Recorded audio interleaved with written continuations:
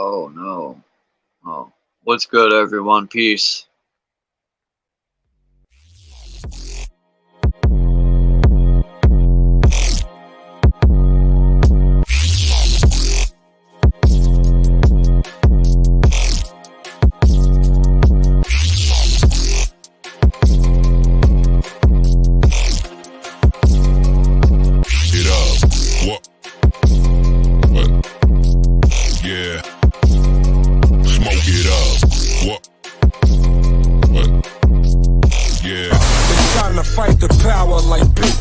What's the status, 3? I'm good, just making the world a better place, that's all.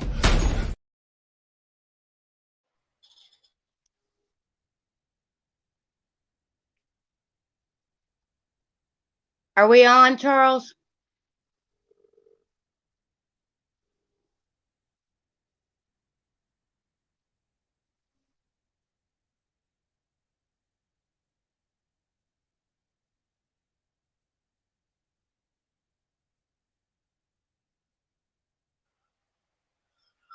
What's good, everyone? Peace. Sorry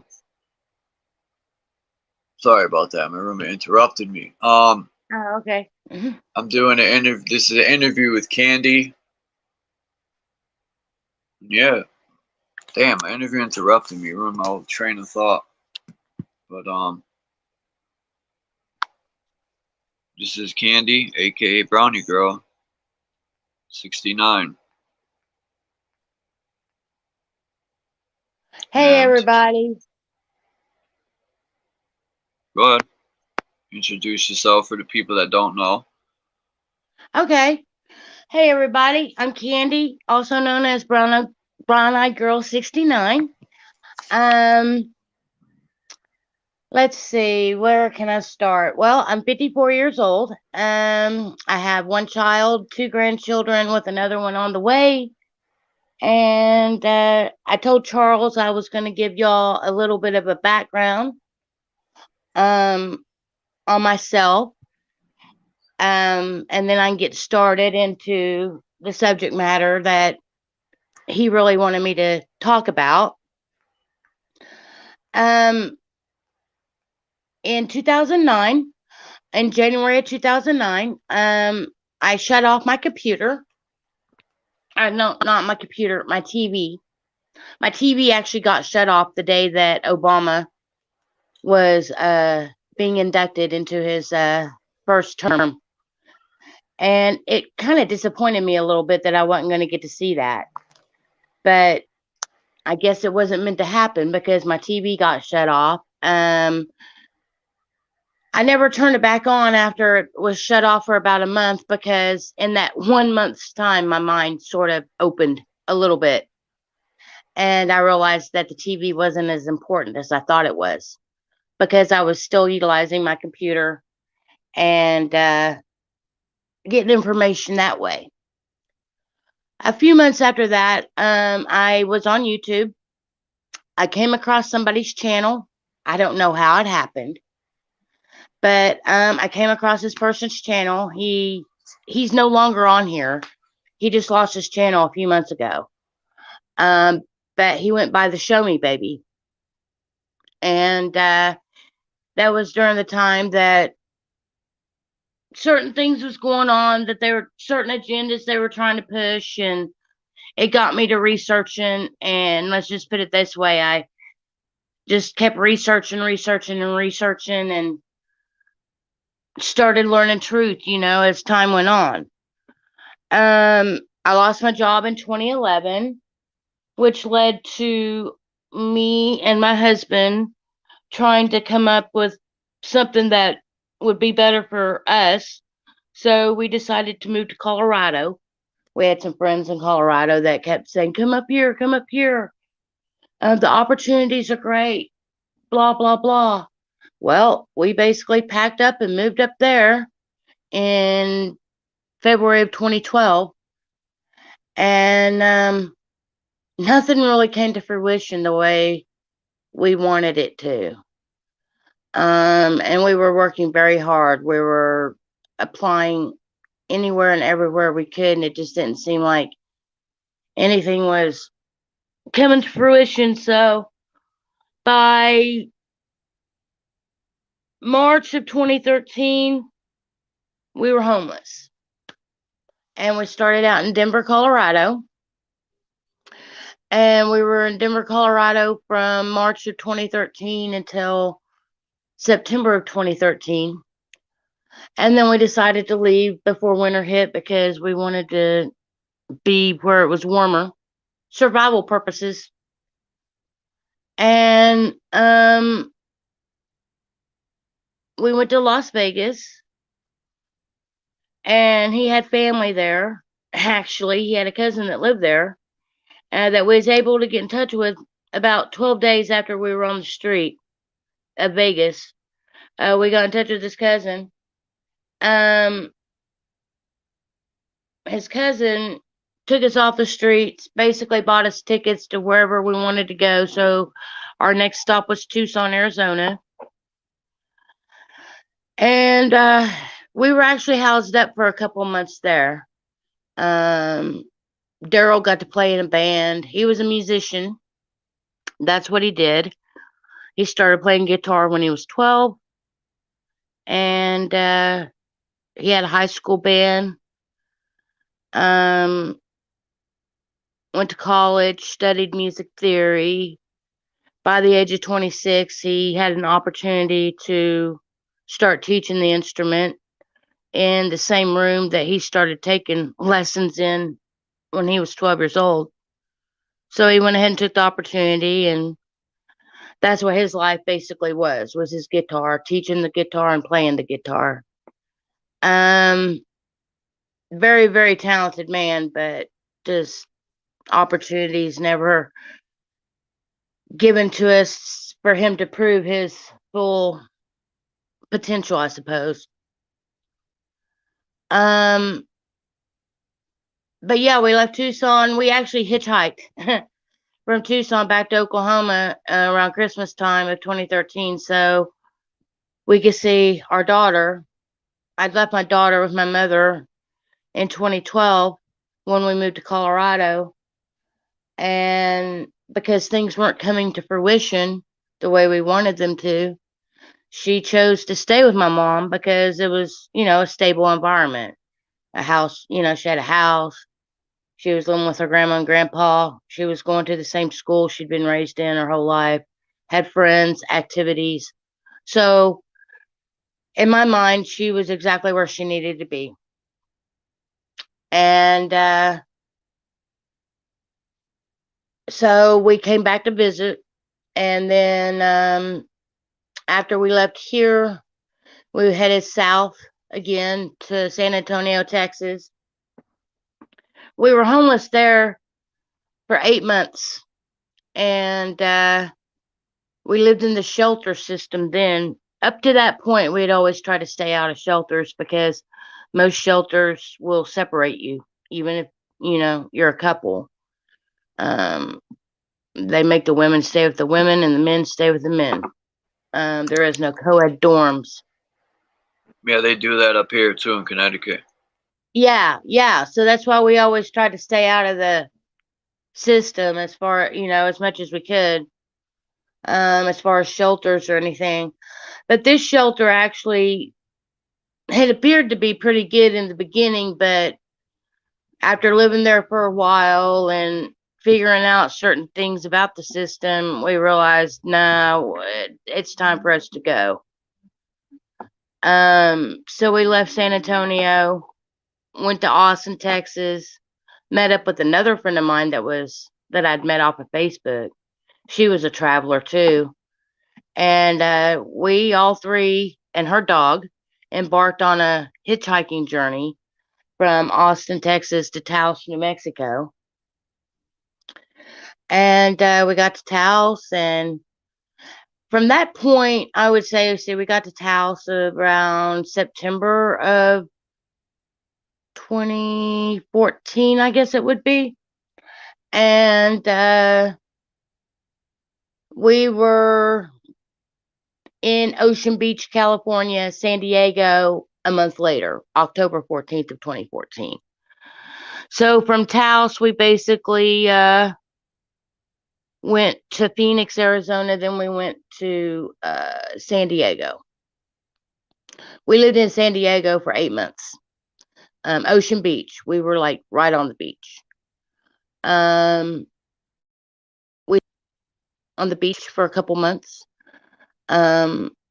Actually in sand dunes, we couldn't just sleep out on the open beach, kind of had to be hidden.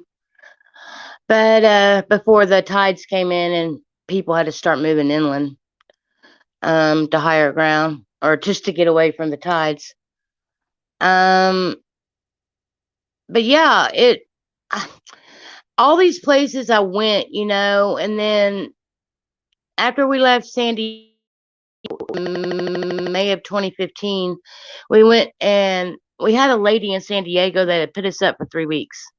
And she basically, when we left her place, she had given us a tent, some sleeping bags, some money, some weed. And we was able to get a ride all the way up to Mount Shasta, California. And we decided to just camp out.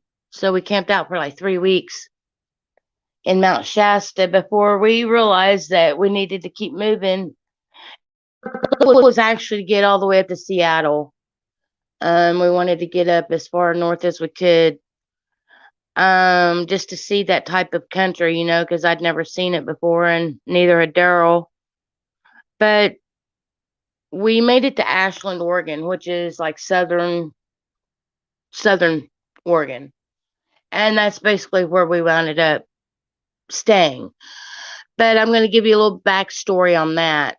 Back when we were in San Antonio, 2014, Daryl always used to say, if we could just find us a place where we could pitch a tent, where no cops are going to harass us, a place close by where we could do our laundry and take a shower, a bus stop to get us to and from a town so we can get supplies, and a place where we can make money, that's where we need to be.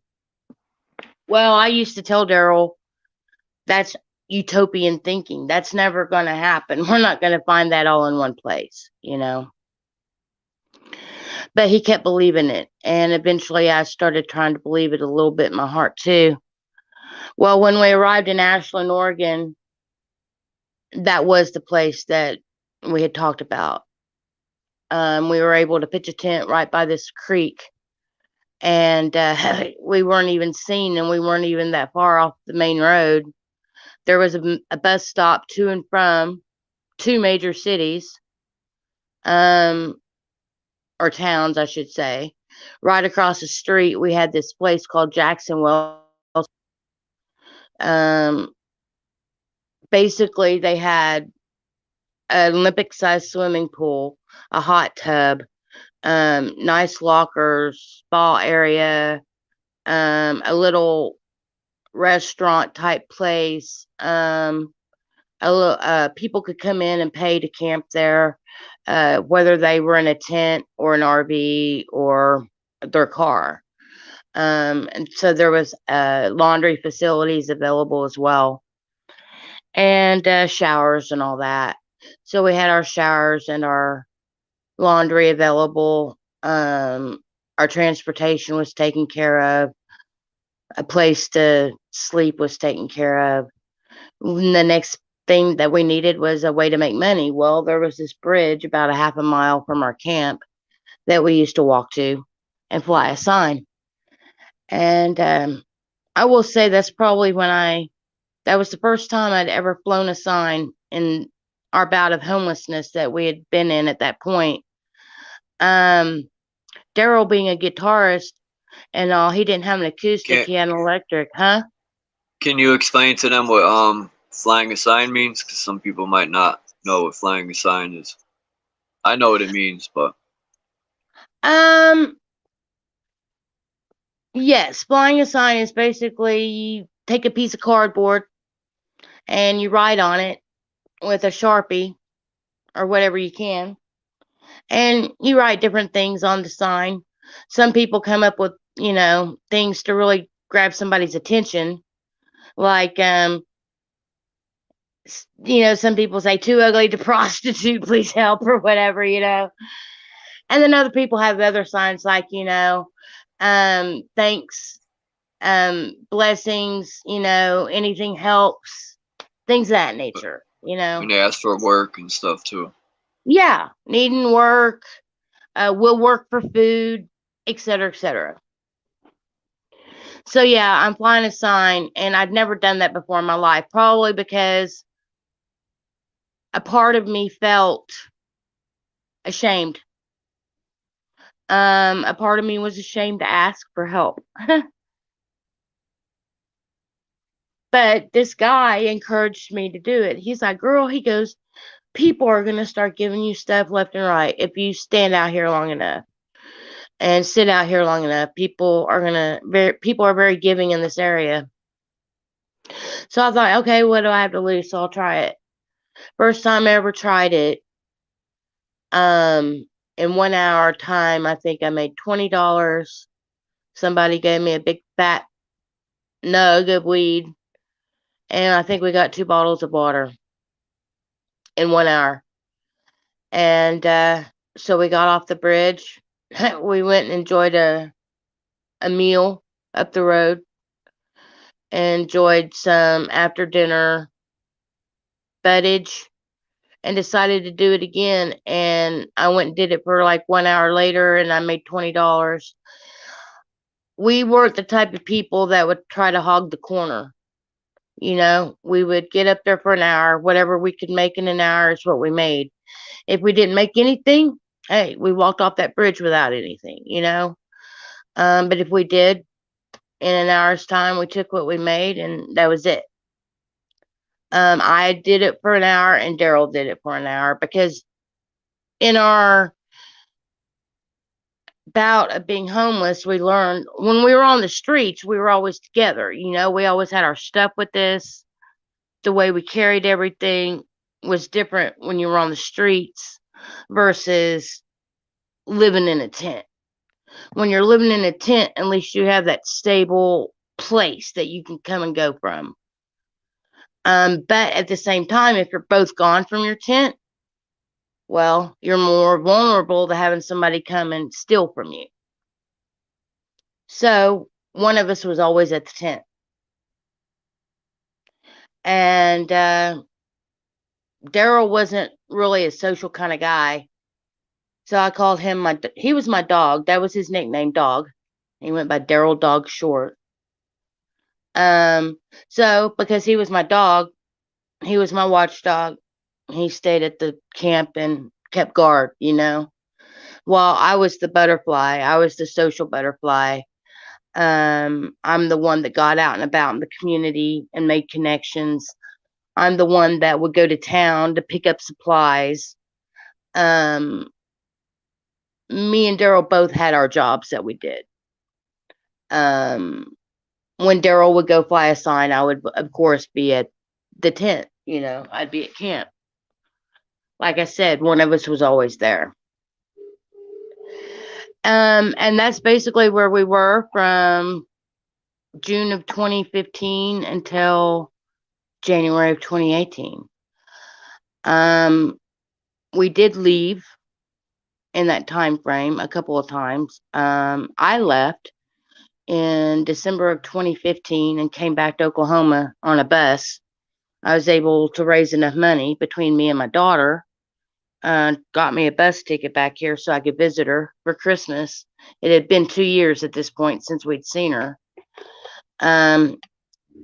We couldn't really afford to bring Daryl along with us, because at this point in time we had so much stuff accumulated in the 6 months that we'd been there that it was just too much to try to pack up and move across the country again. So Daryl stayed behind while I came back to Oklahoma, and then I returned back to Oregon in January 2016. And we were there until March of 2017. And we decided to make our way back to Oklahoma so we could see our daughter graduate in May of 2018. Oh, I'm sorry, May of 2017. And so we made a stop off in Durango, Colorado on our way back.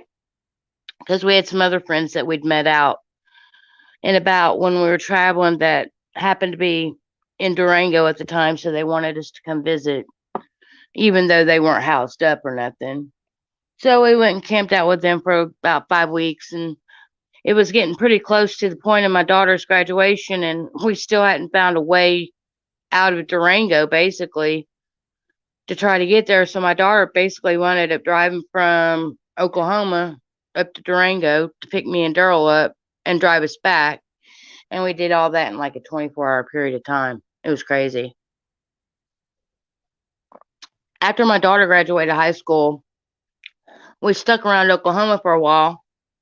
And Daryl had a childhood friend that lived in Tulsa. And he offered us to come up there and stay with him for a little bit. So we basically went up there and stayed up there with him during the summer of 2017.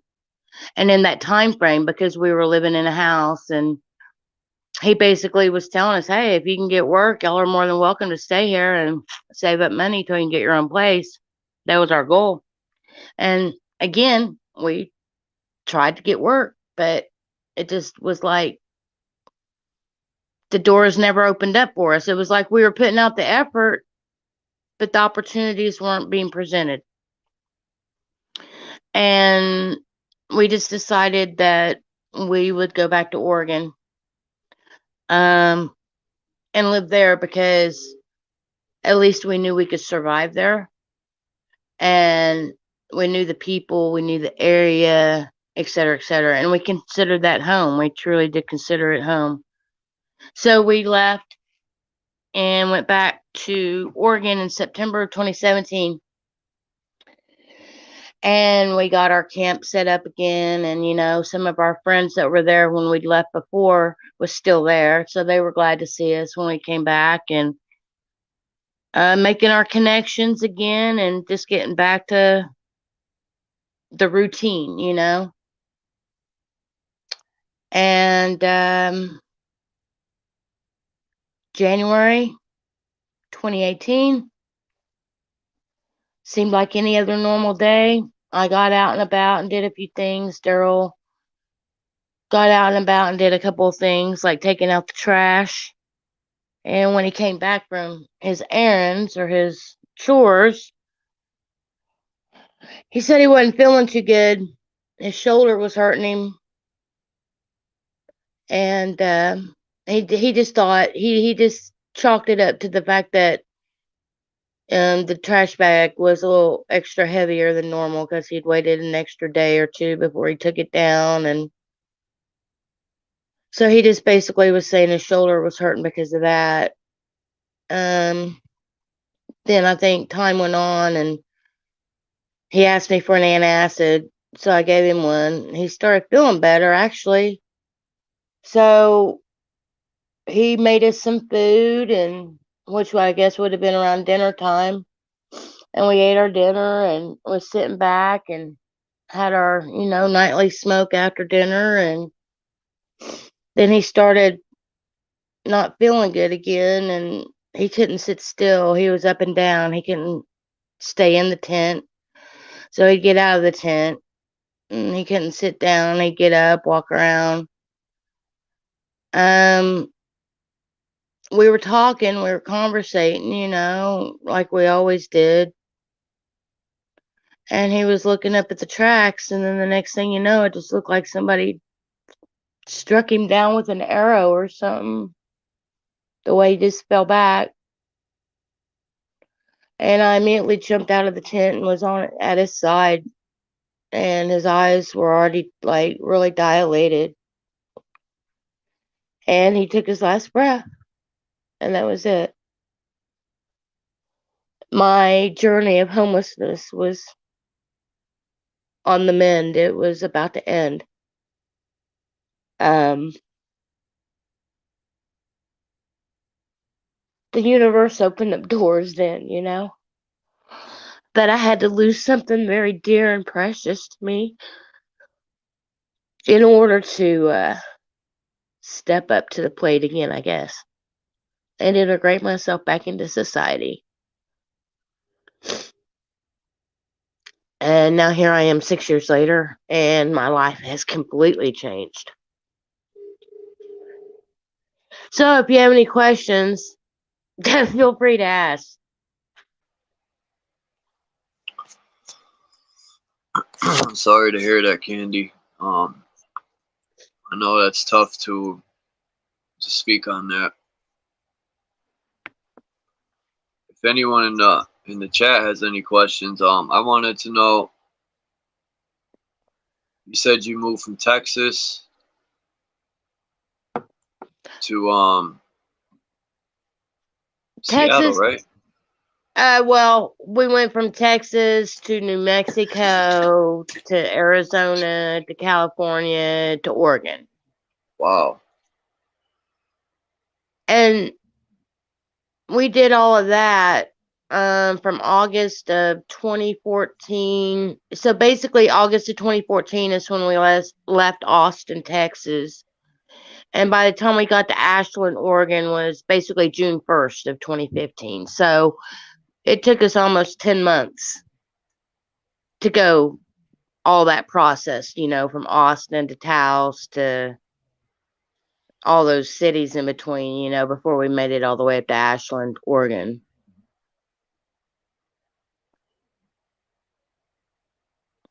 Now, as far as what happened after Daryl died,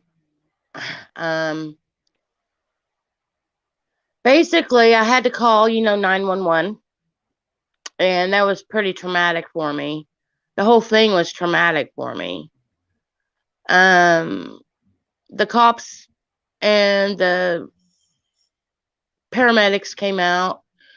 I had to have one of our campmates that was staying just down the way from us. I had to have them go out to the main road to meet the paramedics because the paramedics had to walk down railroad tracks for about 10 to 15 minutes before they could get to our camp.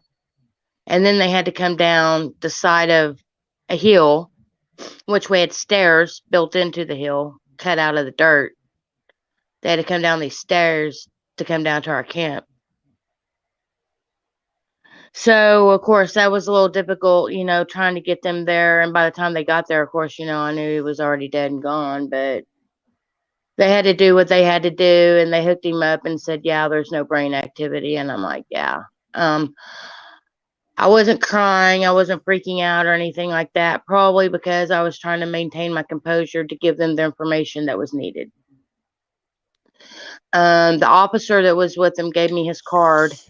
He also gave me a card to the place where they'd be taking him, which was just like a funeral home type place. And they contacted me and asked me what I wanted to do. And I was like, well, first off, I don't have no money to bury him. And so they said that there were certain programs in Oregon that they could offer. And that one of the programs was I could donate his body to science. And then they would work on him and do what they needed to do. And then they would cremate him and send me his ashes. And so that was the option I took. It's kind of strange. Before Daryl died, me and him used to talk about things like that. Do you want to be buried in the ground or would you rather be cremated? And Daryl always said he'd rather be cremated because in that way I could always take him wherever I wanted to.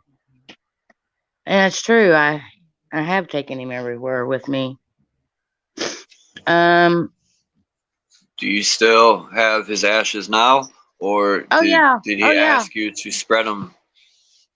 I did actually go back to our old campsite in August of 2018, so about 8 months after he passed away. And I got his ashes in like February. So about 6 weeks after he passed away, I had his ashes.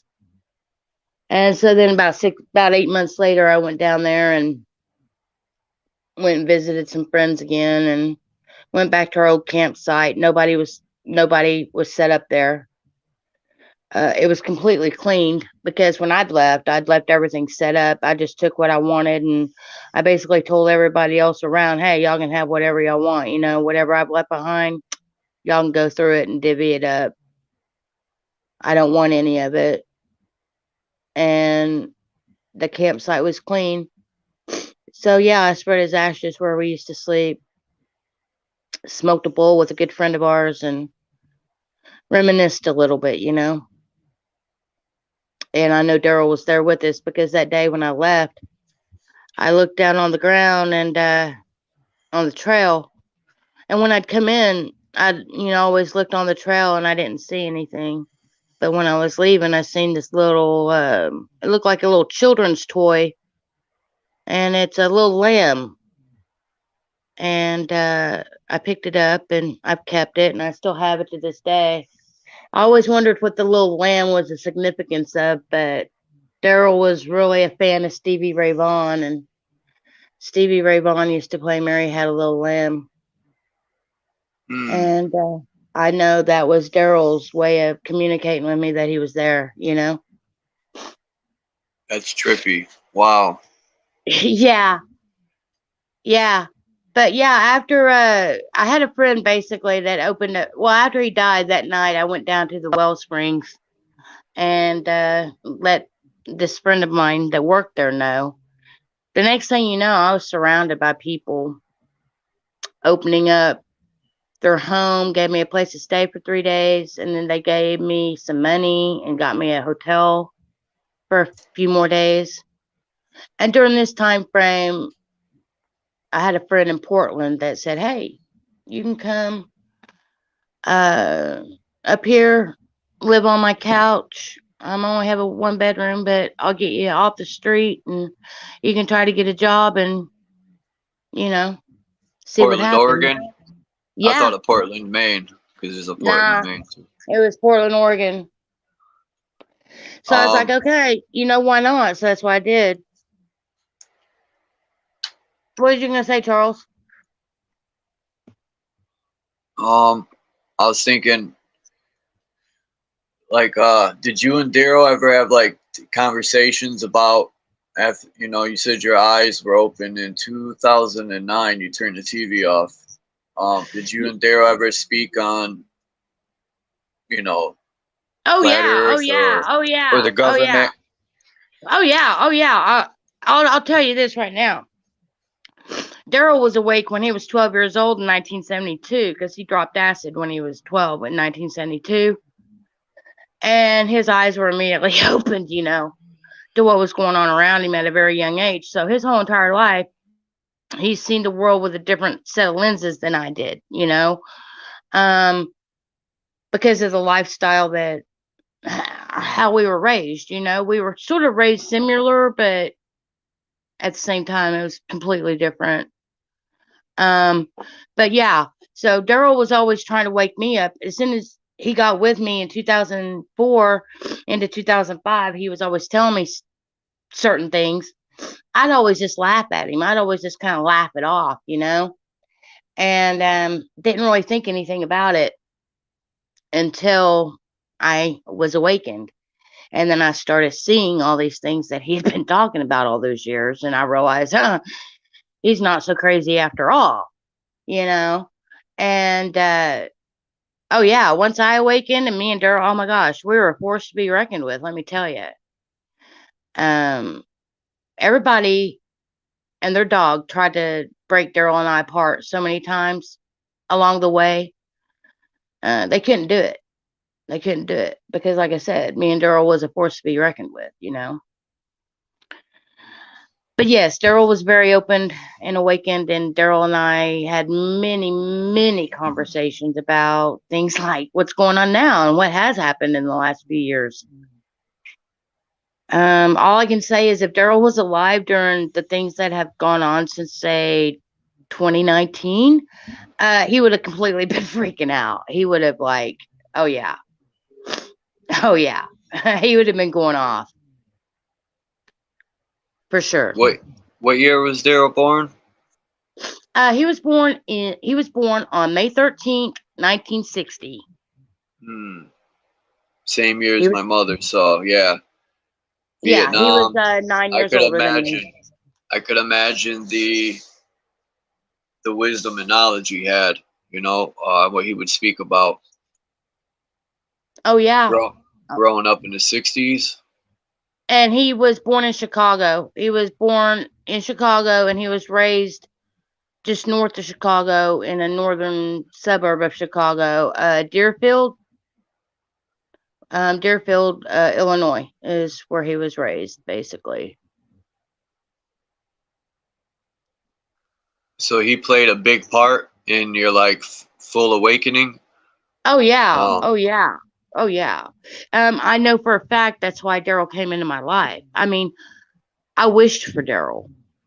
I that's manifested powerful. Daryl. That's powerful. Well, yeah, and you know, I had to go all the way back to like 2002 for that, 2003. But before Daryl, my daughter was born in 99. I didn't meet Daryl until 2004. So Daryl was not her biological father.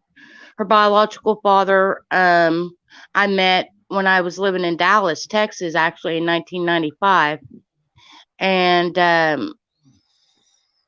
I got pregnant with Kelsey in May of 98. And she was born in February 99. And her dad and I split up in 2000. And we were apart for like 2.5 years. And we'd just gotten back together in August of 2002, and 3 months later, he passed away. He passed away the day before Halloween of 2002, so it'll be 21 years this year.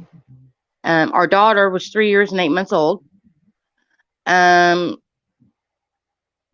was pretty traumatic for me. That was my probably first traumatic experience as far as like losing a partner, because I'd lost people before in my life, but I'd never lost a partner, you know.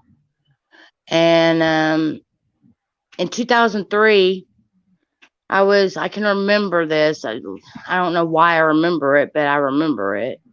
I was in the shower. I was breaking down over, losing Dawn and all. And about a year had went by, and I was still pretty devastated.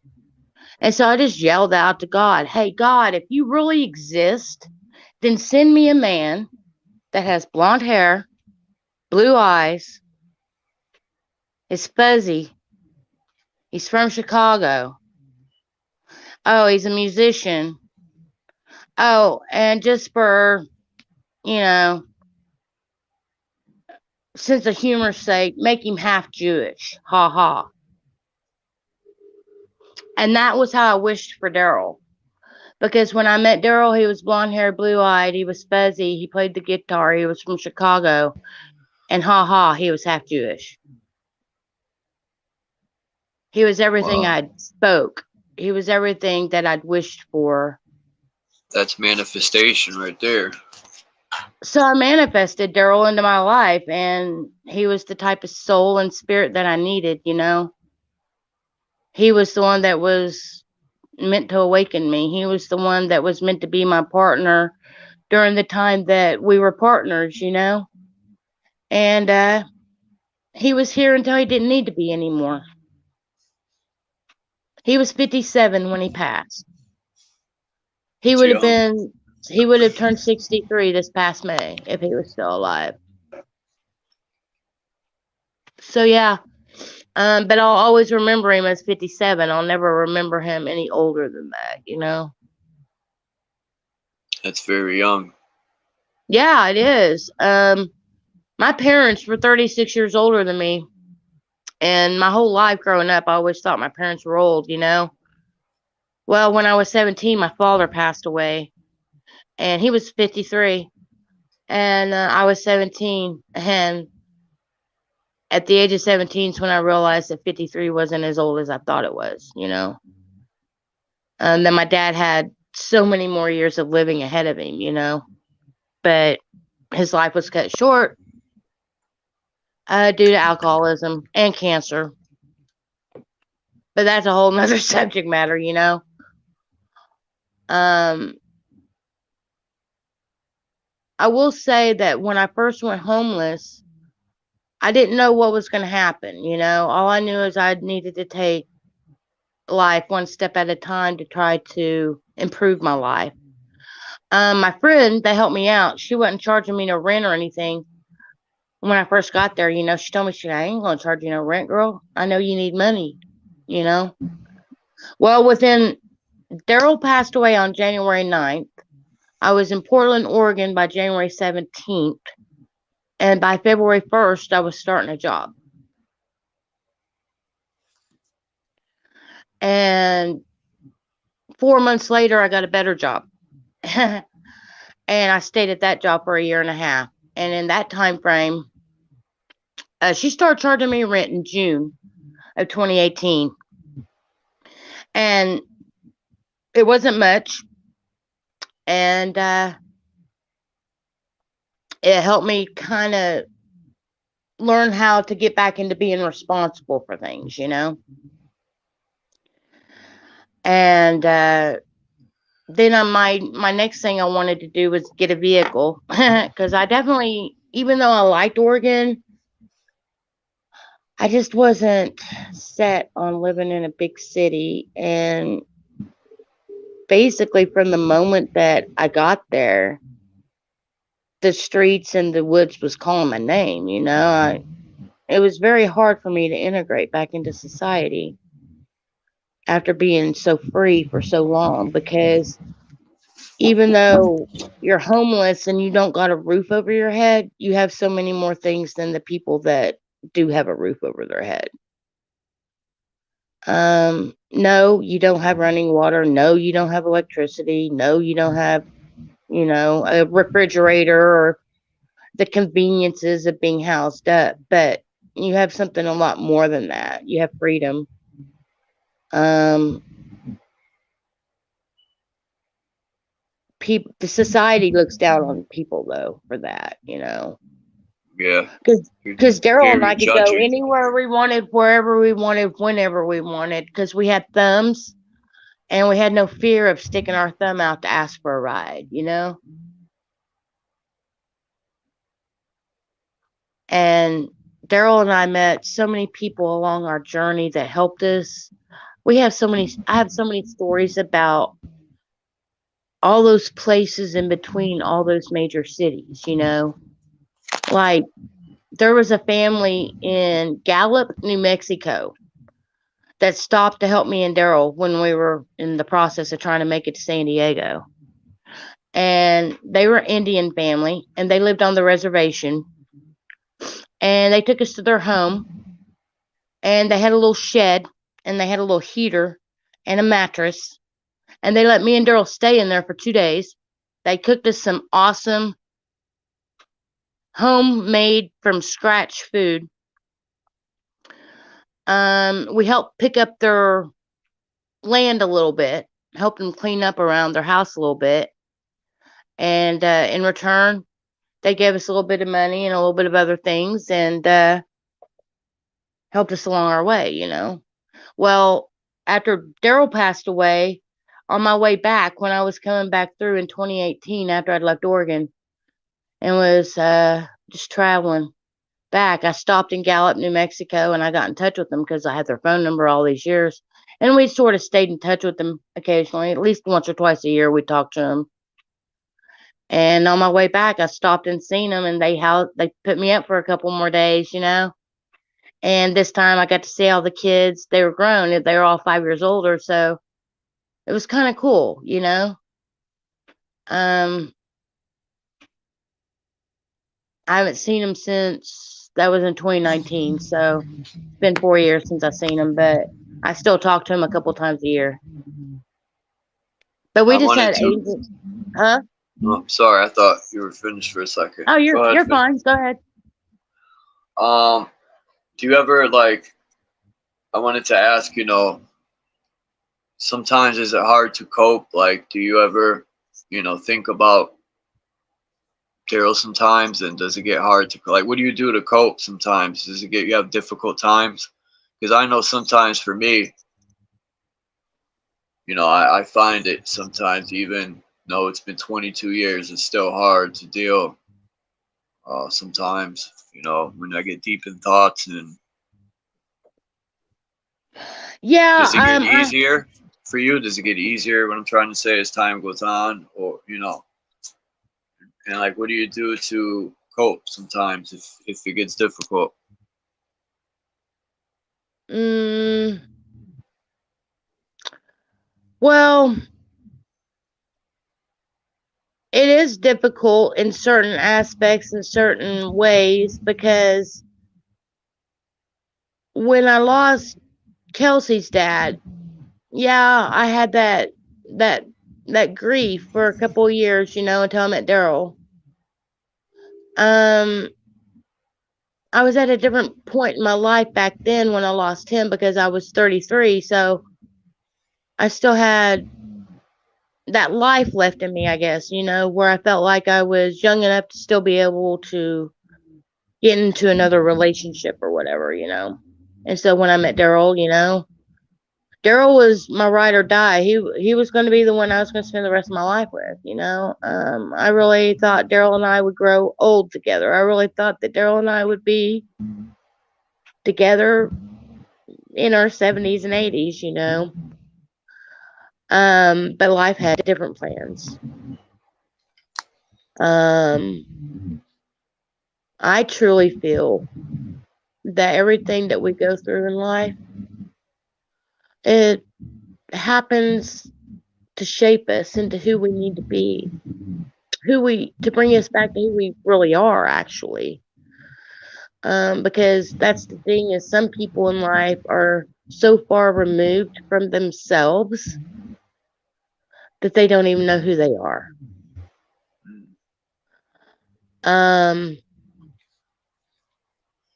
Because when it comes down to it, the only person that you can have 100% relationship with that's unconditional is yourself. I mean, there are people you can meet out in life. I truly believe that, you can have an unconditional relationship with other people. But I think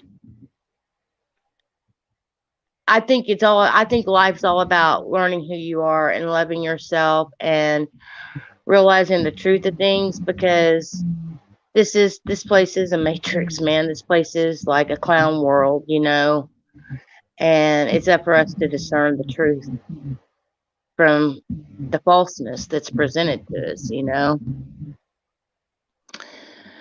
And I can say, up to the point of me being alone for the last almost 6 years, I was a codependent person. I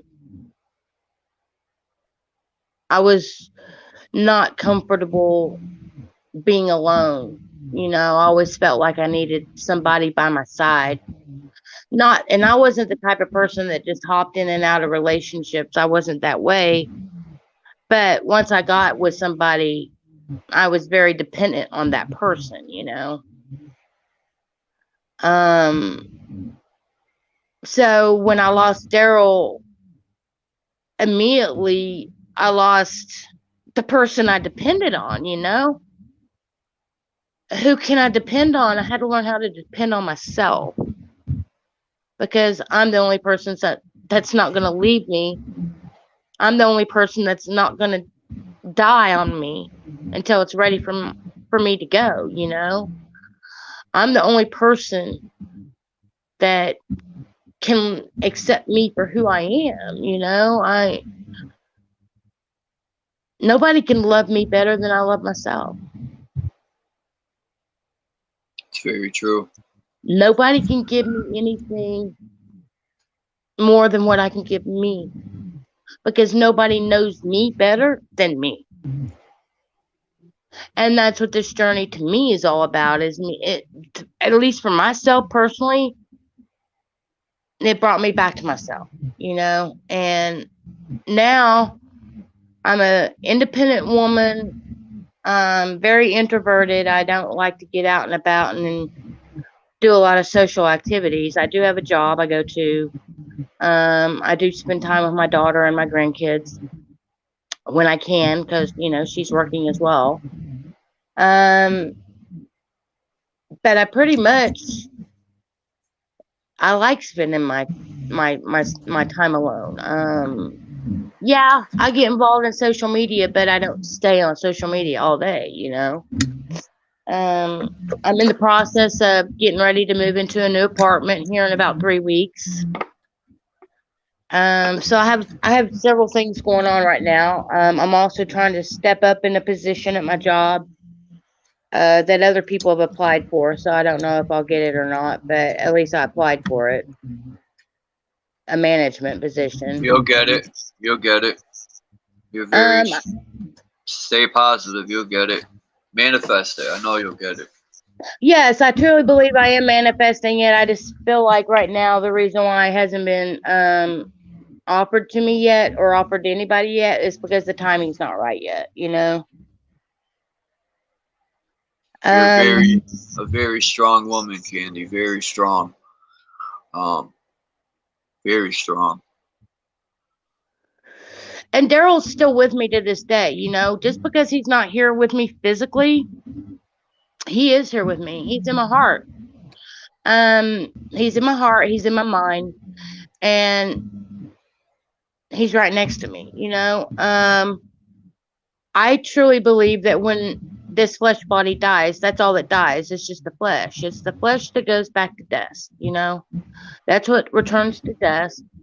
And what's left is our spirit. We are a spiritual being inside of a fleshly body. That's how I see it.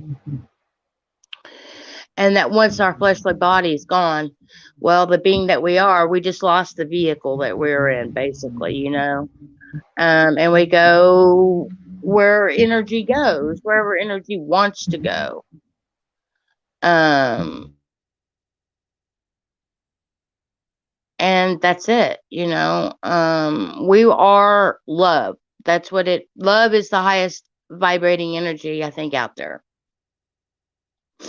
And basically we are love in a fleshly body. We live in a dualistic society because that's the only way we can learn. Because think about it, we're unconditional. We are love, 100% unconditional love. But how can love, unconditional love, experience other emotions? The only way it can experience other emotions is by being in a flesh body.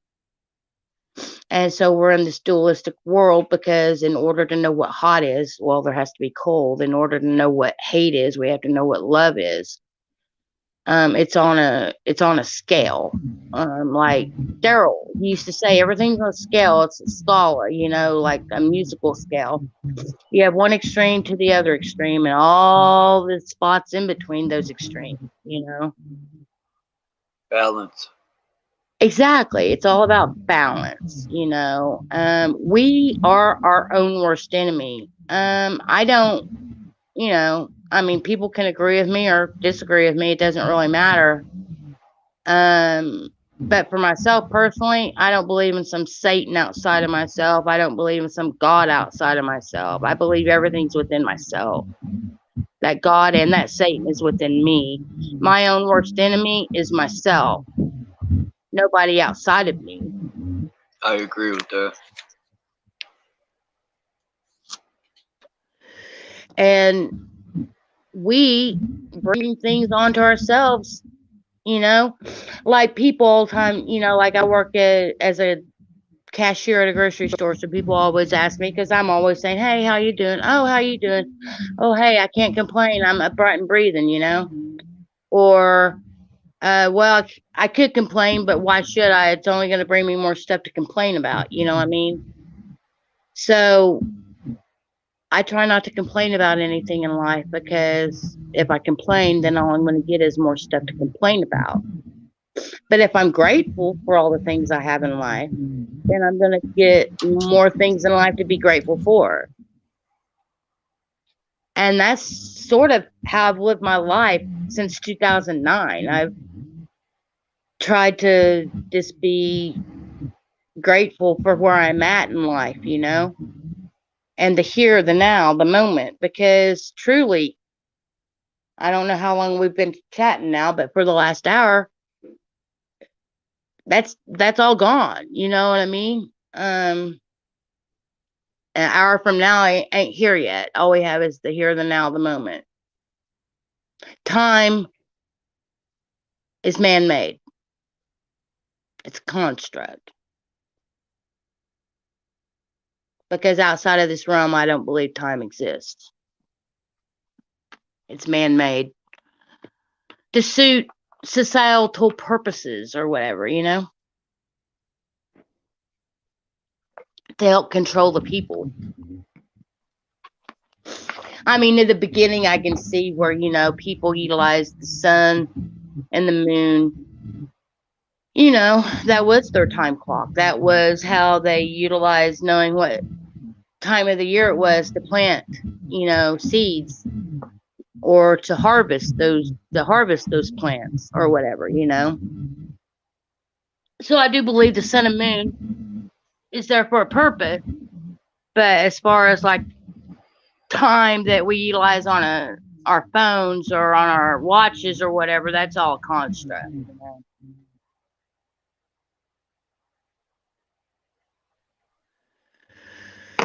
You have a very positive attitude, Candy. Yeah, And well, thank you. Sometimes I don't think I do. Sometimes I don't know. I've had people tell me I'm a negative person sometimes, but I get that too, especially when I'm speaking on, you know, a lot of the topics we talk about. People say I'm negative, but, you know, the truth sometimes is negative. yes. I believe that. I feel that, Charles, that when you start talking truth, you know, truth isn't, I mean, truth is always going to be truth, you know, but it comes down to, are people willing to accept it, you know? Are they willing to accept the fact that they've been programmed their whole life? Or are they just going to go along with it and ignore their, you know, allow their cognitive dissonance to kick in, you know? Or the victim mentality or the Stockholm syndrome, you know? So many people out there want to blame others for the problems they have, but people need to learn in this life that it's all about personal responsibility, you know? And it is. It's all about personal responsibility. I'm responsible for what I say. I'm responsible for what I do. Nobody else has made me say anything. Nobody else has made me do anything. Because ultimately, when it comes down to it, I'm the one that made the choice to do it or not do it. So, you know, that's where people need to learn how to take personal responsibility. But there's so many people out there that don't want to take personal responsibility. Instead, they want to praise some God or blame some Satan, you know? And that's them throwing off the responsibility off of themselves. I think, well, I noticed, well, think no, I think the same thing. And, yeah, I agree. Definitely agree with that. And we can only control one person, and that's ourselves. You know, people can't control other people. They can try, but it's not going to happen because people are individuals with their own way of thinking, you know, and humans need to learn to accept other humans regardless of what color of our skin is, what color of our hair, eyes, our culture, our background. We're all human beings, period. You know, we all are inhabitants of this realm, or planet, or whatever you want to call it, even though I don't believe that we're some spinning ball or anything.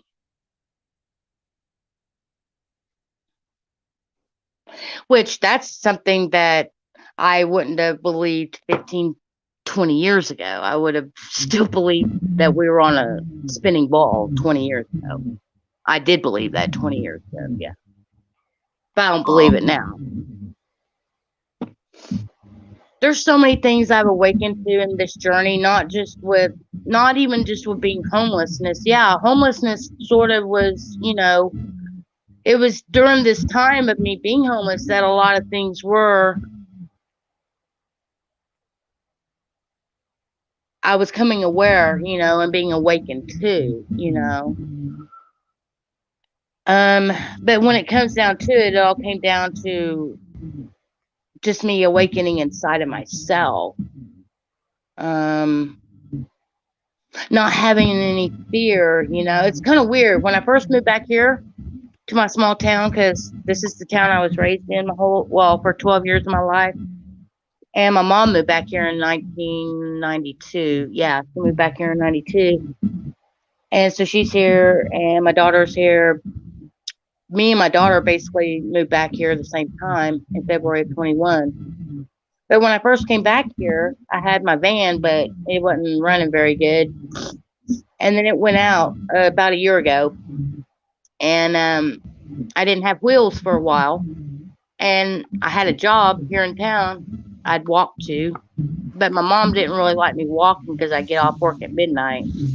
And I only live like maybe 15 minutes away as far as walking. And she'd be like, "Oh, you don't need to be walking downtown streets of Purcell at midnight." I'm like, "Mom, I have no fear. You know, I've been out on major city street sleeping on a sidewalk. You know what I mean? I've slept next to dumpsters. I've slept in some of the most unusual spots before, and I always woke up the next day. You know what I'm saying? So I don't have any fear anymore because I've faced all my fears.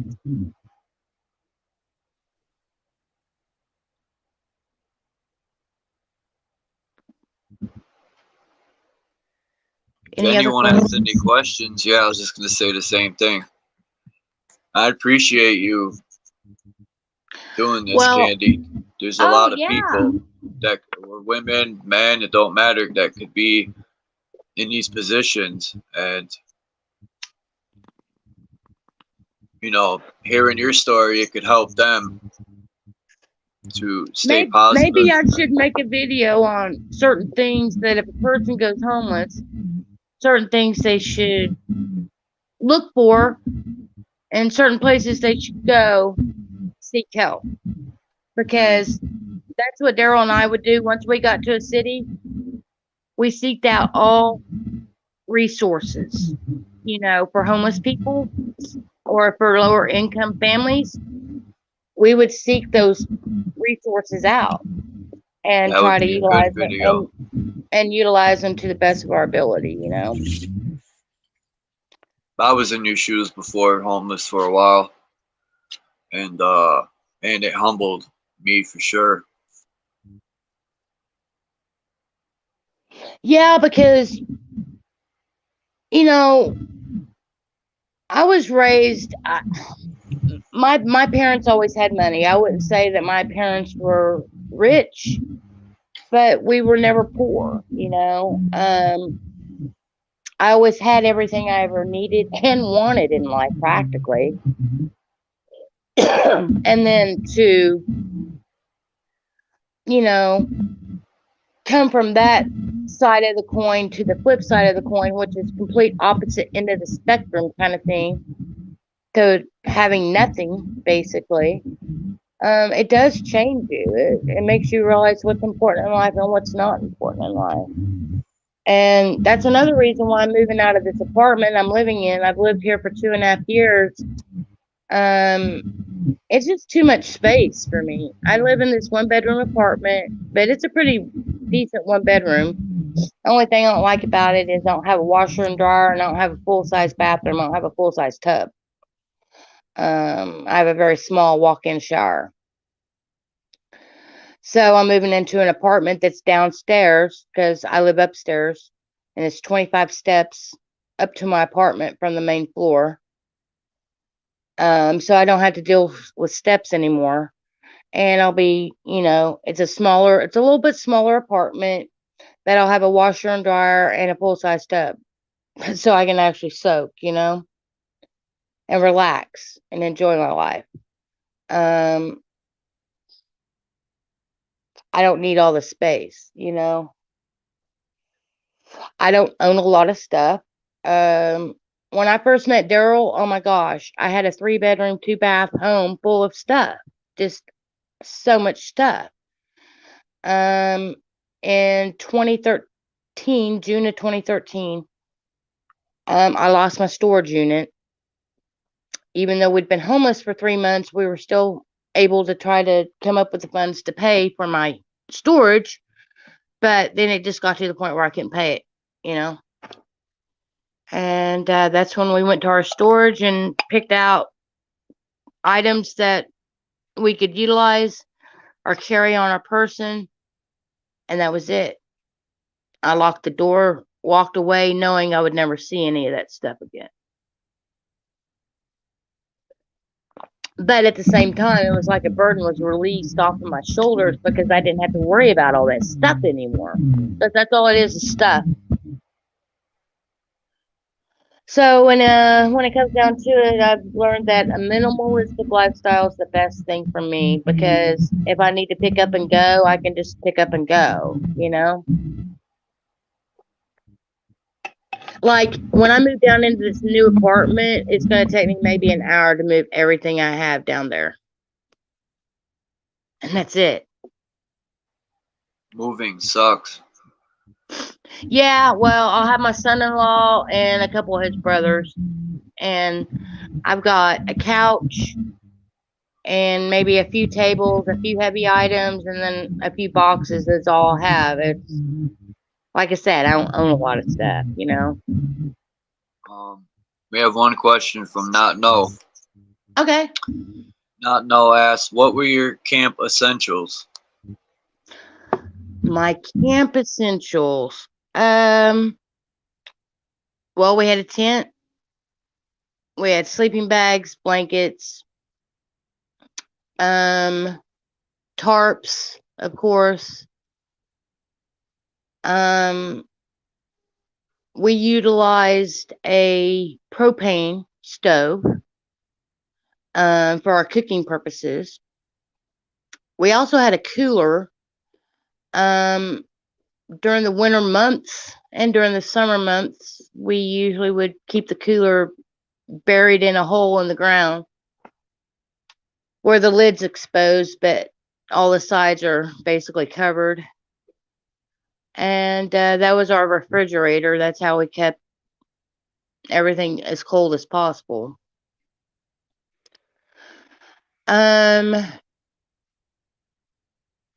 A shovel is definitely needed if you're going to live outdoors. We had a shovel. Well, we actually was able to borrow a friend of ours' shovel, but yeah, we had to dig a hole for a latrine. But yeah, basically, that's all you really need. Now, we did have like a little radio. We got us a little handheld radio from Radio Shack. It was like $15 with one of those pull-up antennas and everything. We was able to get music on it, and we was able to, of course, you know, get weather and stuff like that on it too. Flashlights are essential for sure.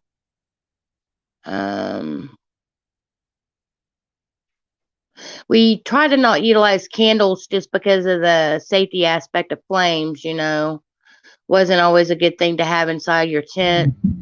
But we did try to get like solar powered type lighting, you know. What did you do for like heat? Like, because I know Texas and New Mexico is warm, but when you went up north, like Oregon, that's cold. Because I know Connecticut is terrible in the winter. We didn't have a heater. Oh, wow. No. I froze in the winter. I froze.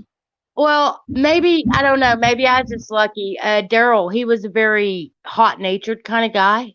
And because he was so fuzzy, he was a very hairy man. His body put out a lot of heat. And so he was my heater guy. But yeah, you don't really realize when you're in a small enclosure, because our tent wasn't like this huge, glamorous type of tent. We were like in a 4-man type tent, you know, with all of our stuff. It fit us perfectly, But, we'd be sitting there in the middle of our tent and on our pallets of blankets and our sleeping bags. And, we, depending on the season, would depend on how many layers of clothes we had on our body. During the summertime, the less clothing, the better, During the wintertime, we were layered up, We had mummy bags, which went down to so many degrees below zero. So we always had a way of keeping warm. I can remember I guess it was a couple of times there, because we did go through all seasons.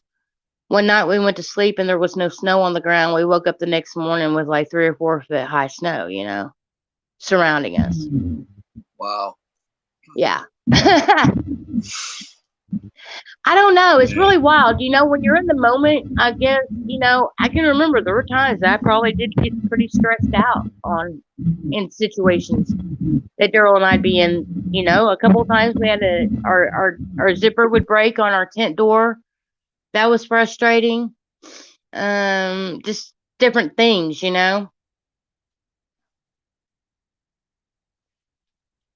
anyone? Okay. But yeah, I guess you just kind of learn to go along with the way things are, and survive to the best of your ability, Learn The to way I adapt. look at it, huh? Learn to adapt. Yeah. I mean, the way Daryl and I looked at it was like, if we had food to eat every day, we were blessed.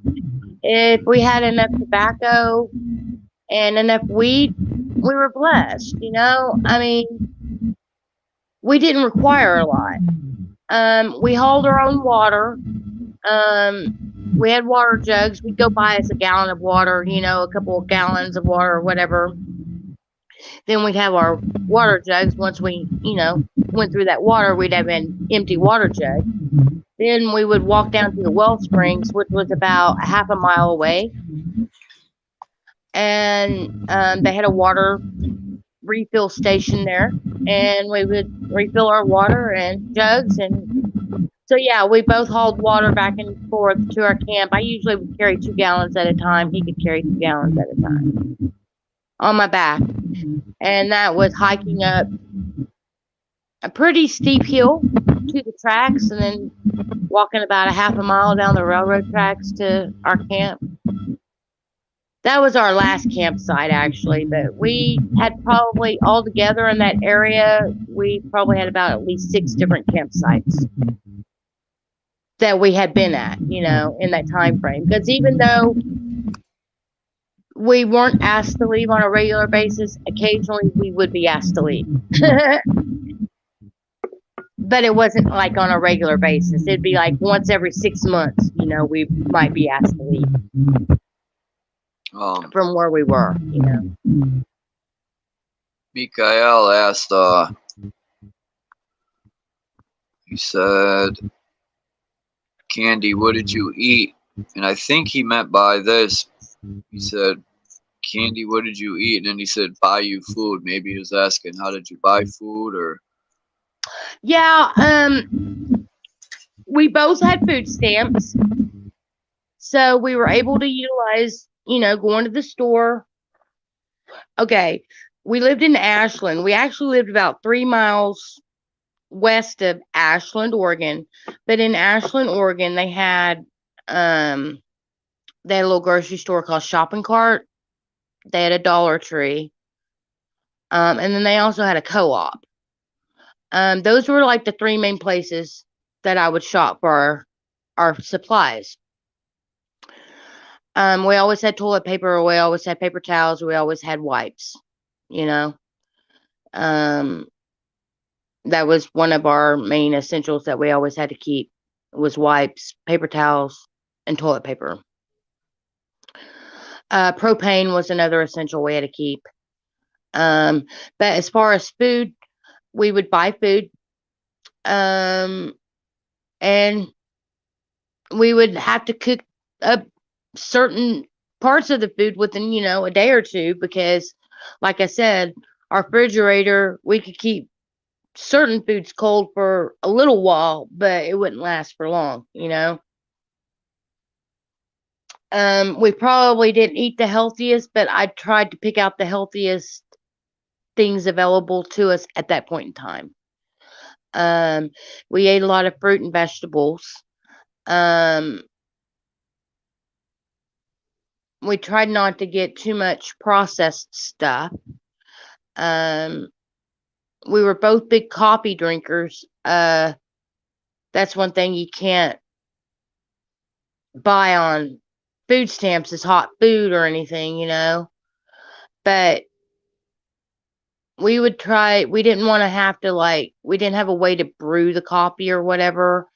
So we would just heat up our water, and then we had instant coffee.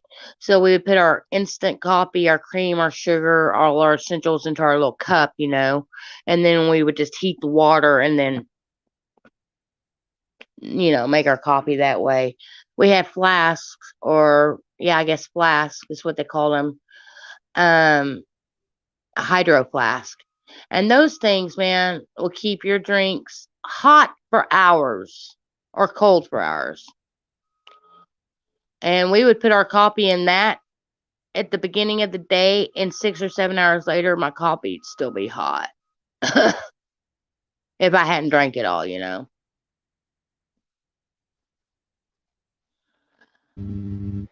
I dropped your link in the channel for your I dropped your link in the chat for your channel. I'm also gonna put it in the description too. Okay, cool. Yeah. I just wanted to tell you that. I don't make a lot of videos, but I utilize my community tab a lot on here. Where I post things. I know you've seen it, Charles, and some other people have too. But that's how I pretty much like to communicate on YouTube. If I really do have a hankering to make a video or something like that, I will. But you should, you know, it'd be cool if you like made whenever you have times. I know you work. Like you said, you're gonna maybe make videos on. Forgot what you had said, but it would be cool if you made videos. I can make a video on, like, maybe, you know, giving ideas and information on homelessness or what. That's what it was, yes.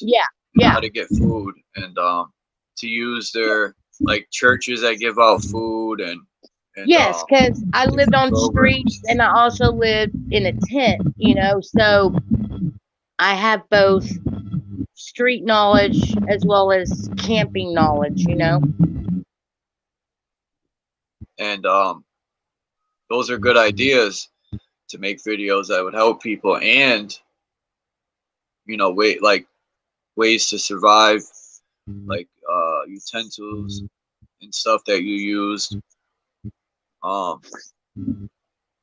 Yeah, see, that was one of the things learning about resources, is because once we got to Ashland and we was able to learn where all the resources were and who helped and who did what, I was able to go to these places and get everything that Daryl and I needed, you know. I was given a propane tank by a friend of mine, but we didn't have no dishes or anything. So I went to St. Vincent of de Paul, and they had like a little thrift store, and you could go in there and ask them for dishes, and they give you a little voucher and give you some dishes and whatnot that you needed. So that's how Daryl and I got our dishes and our cooking utensils and our cooking pan, our skillet, and stuff like that, you know. And they also gave vouchers for free they also gave you free propane. You could get 2 free propane tanks, I think, a week or a month or something like that. And they also gave free bus passes. They give you so many things a month, you know.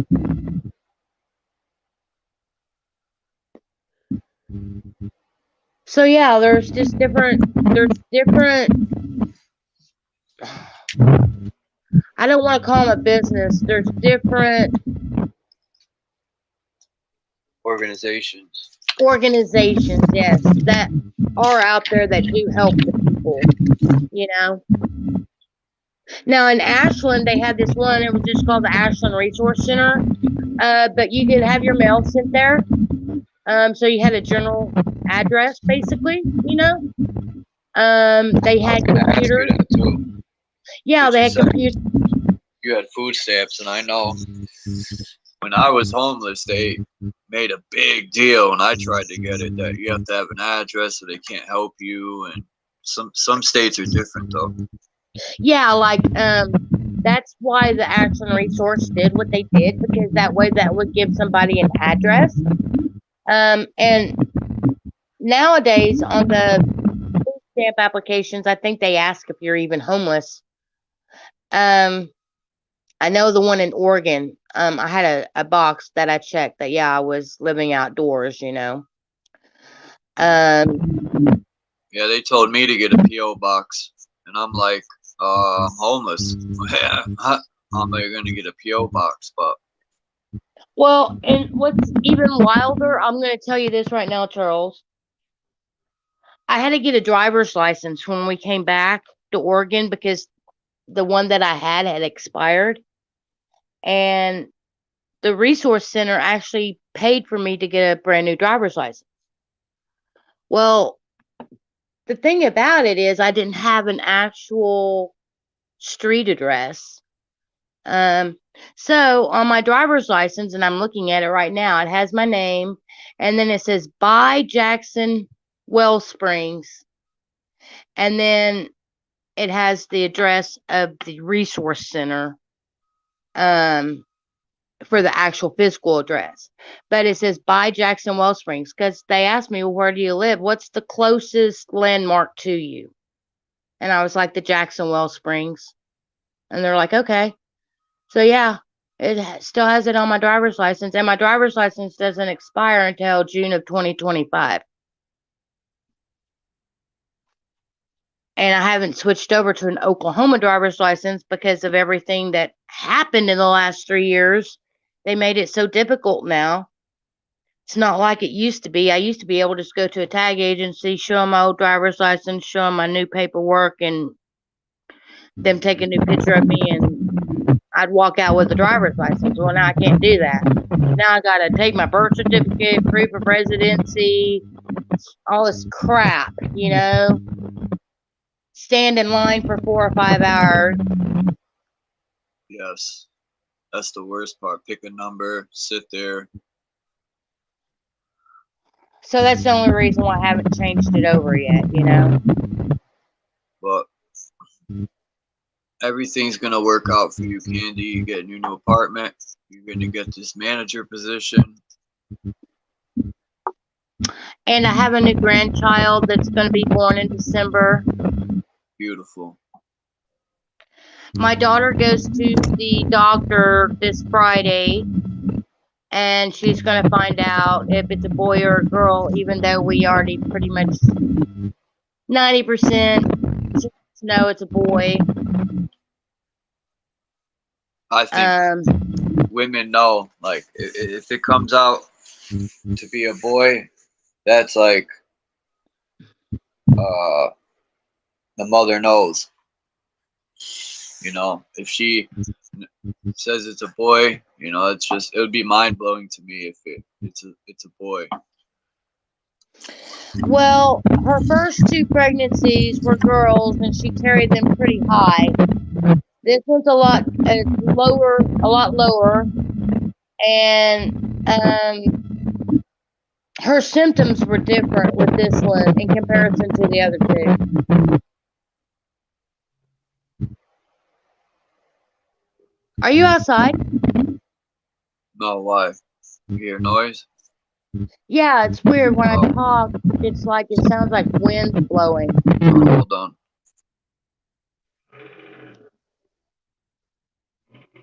Sorry, I'll mute up. Oh, you're okay. I just didn't know if you was outside, you know? Okay, I am looking at the chat now. I'm going to see what's being said. Let's see. Dean said, the world needs you to have an address, but that is part of being in the world.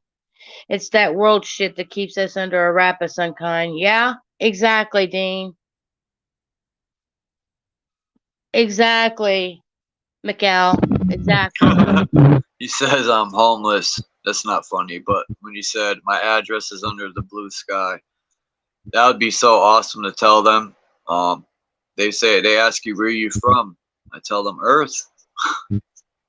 Yeah, and that's another thing, Charles, is I learned when I was homeless that's not what some people would say. No, you're not homeless because the earth is your home. You're just houseless. So that's how I tried to look at it at some point in times too, was that Daryl and I was houseless. We weren't homeless, you know. We were just houseless at that time. But I will say that I'm grateful. I'm grateful that I got to have that experience. Most people would say, wow, you're grateful for the fact that you got to be homeless. Yeah, I am, because it gave me a different perspective on life, and it made me learn not to be afraid to open up myself a little bit, you know, to others. To take a chance every now and then, you know. You only have one life to live. Why not live it, you know? True living is actually being out there doing what Daryl and I was doing. That's what life is. Life isn't going to some mundane 9 to 5 job, work just to pay your bills kind of shit. You know, that's not living. That's surviving. Daryl and I were truly living and surviving as well.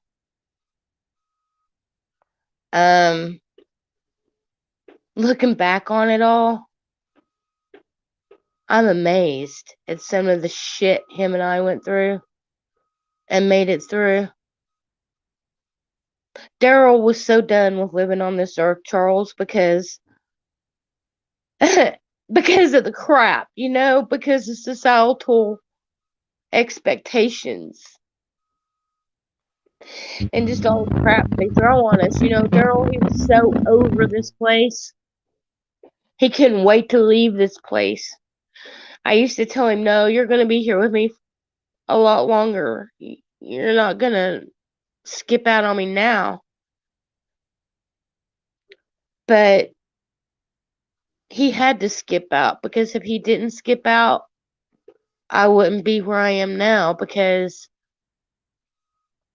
I was going to be by his side regardless. Regardless if it was in a tent in the hills of Southern Oregon, or if it was on the streets, wherever it was going to be, we were going to be together, you know? And that's true love. That's commitment. That is what you do in a relationship when you truly love somebody. I would love to have talked to him, man. He seems like he has had a lot of wisdom and knowledge. You Well, know, what you say about him, I know it would be a great conversation with him. he was a very, very intelligent man. He was sort of quiet, you know. He didn't open up to a lot of people. He was a Taurus. That was his sign. But yeah, I don't know how to explain Daryl other than I do have I have a lot of video playlists on my page. Even though I don't make a lot of personal videos myself. Now, I did make some videos starting back in 2009. I've got this one playlist. It's called Candy's Rants and Raves, or Rants and Rumbles, or Candy's Ramblings, or something. It's all of the videos that I've made. And then I do have a list of Daryl, and it's all of him playing his guitar. Some of the videos were taken with a old mobile phone back in the day, and the video is only like 15, 20 seconds long. You know what I mean? And then I have some more extended versions and better versions of Daryl playing the guitar as well. There's one of him on there playing the Star Spangled Banner. It was the summer, I think of, might have been the summer of '09, or summer of 2010. I think it was '09. And a friend of ours was throwing a party, and he called it, his last name was Birdwell. And so he called it Birdstock instead of Woodstock. He called it Birdstock. And he had t-shirts made up and everything, gave Daryl and I these t-shirts, and he had a band out there. Rick, his name was Rick Birdwell. He played guitar too. And he had some other buddies that played, and so they all kind of just got together and had a jam day that day on 4th of July, and Daryl opened it up by playing the Star Spangled Banner. So I have a video of him doing that day. So yeah, if anybody's interested in checking him out and checking out what he used to do and what he was all about, well, it's out there. He played like Jimi Hendrix. Yes, Jimi Hendrix was his main influence. Hmm. But he didn't know who Jimi Hendrix was until 1972. Jimi had already been dead and gone for a couple of years, you know? He was a very good guitar player. Daryl's main influences, Daryl was definitely into the blues music. Acid rock is what Jimi Hendrix was considered. But Janis Joplin. well, I mean, he liked that type of music, but he wasn't like influenced by her, you know. What But about what's that guitarist that played for Black Sabbath? I think it was. He died in a helicopter crash. But I forgot his name. He was one that, no, I was a drummer. Sorry, I thought it was a guitarist for some reason, but. Well, when Daryl first started researching Jimi Hendrix, he started researching Jimi Hendrix's influences because he wanted to know what made Jimi tick. He wanted to know what got Jimi into playing the style he played. So he had to get to know who Jimmy's influences was. So he started researching way back. He was researching Muddy Waters, all these old black blues artists, you know. Muddy Waters is really good. Yeah. So he was just like heavily influenced by the blues and all that scene, you know. And then as he got older, he got into Stevie Ray Vaughan. He actually got to see Stevie Ray Vaughan. I actually have a photo of Stevie Ray Vaughan and his bandmates. I think there was 3 or 4 of them. And it's a rare photograph. I think it might be the only photograph in existence. Daryl had it. A friend of Daryl's had went and seen Stevie Ray Vaughan play at this club, and of course, you know, the rules were no cameras were allowed. But this guy snuck a camera in, and he got a picture of the whole band on stage, and went home and developed the film and gave Daryl a copy of the picture, and I have it. It's probably the only one in existence other than the one the guy had himself, you know? No, he was a guitarist. I had to look him up, Candy. His name is Randy Rhoads. Oh, yes. Oh, my God. I love Randy Rhoads, man. And then it says Saturday, and Geoff Nichols for Black Sabbath just passed away. The pianist, or wait, they had lung cancer. The keyboardist. But yeah, Randy Rhoads is awesome. They said he would have been one of the greatest. I think it was a bass player or guitarist. One of the two. Let me see. But either way, Randy Rhoads, he is some, like, when I heard him play, is it the guitar? I think it's electric guitar. Doesn't say. Yes. Yes, Yeah, that's that. guitarist. Yes, yes. He was the electric guitarist, just like Daryl. Daryl played in 1974 American-made Fender Stratocaster. That was the Sunburst edition. His mother bought it for him for his 15th birthday. Before that, he had a Fender Jaguar, I think is what he had. They say he was neo-classical rock. That's new to me. Why can't they just say hard rock or heavy metal? They said neo-classical metal. What the heck? Yeah, Daryl was all blues based. You know, Daryl was a type of person, though. Daryl wasn't, because of the fact that he'd studied music theory and all this stuff in college, and before that, you'll just have to watch some of his videos and see the style of his playing. He was an improv player. He did not play note for note. Daryl knew enough about chord progressions and chords and things of that nature that all he had to do was pick up the chord progression and he could just flow over it. It wasn't note for note, but it sounded just like the original. He just had this ability to do that. He had a really smooth style playing. He could play slide guitar. In fact, I have some videos on there that I made when me and him was housed up right before we went homeless. We had an apartment in Denver at the end of 2012 into the beginning of 2013. And I made some videos living in that apartment of Daryl offering up guitar lessons. We were doing anything and everything we could try to think of to bring in income, but you know, it just wasn't working for us. But we weren't letting that stop us, you know.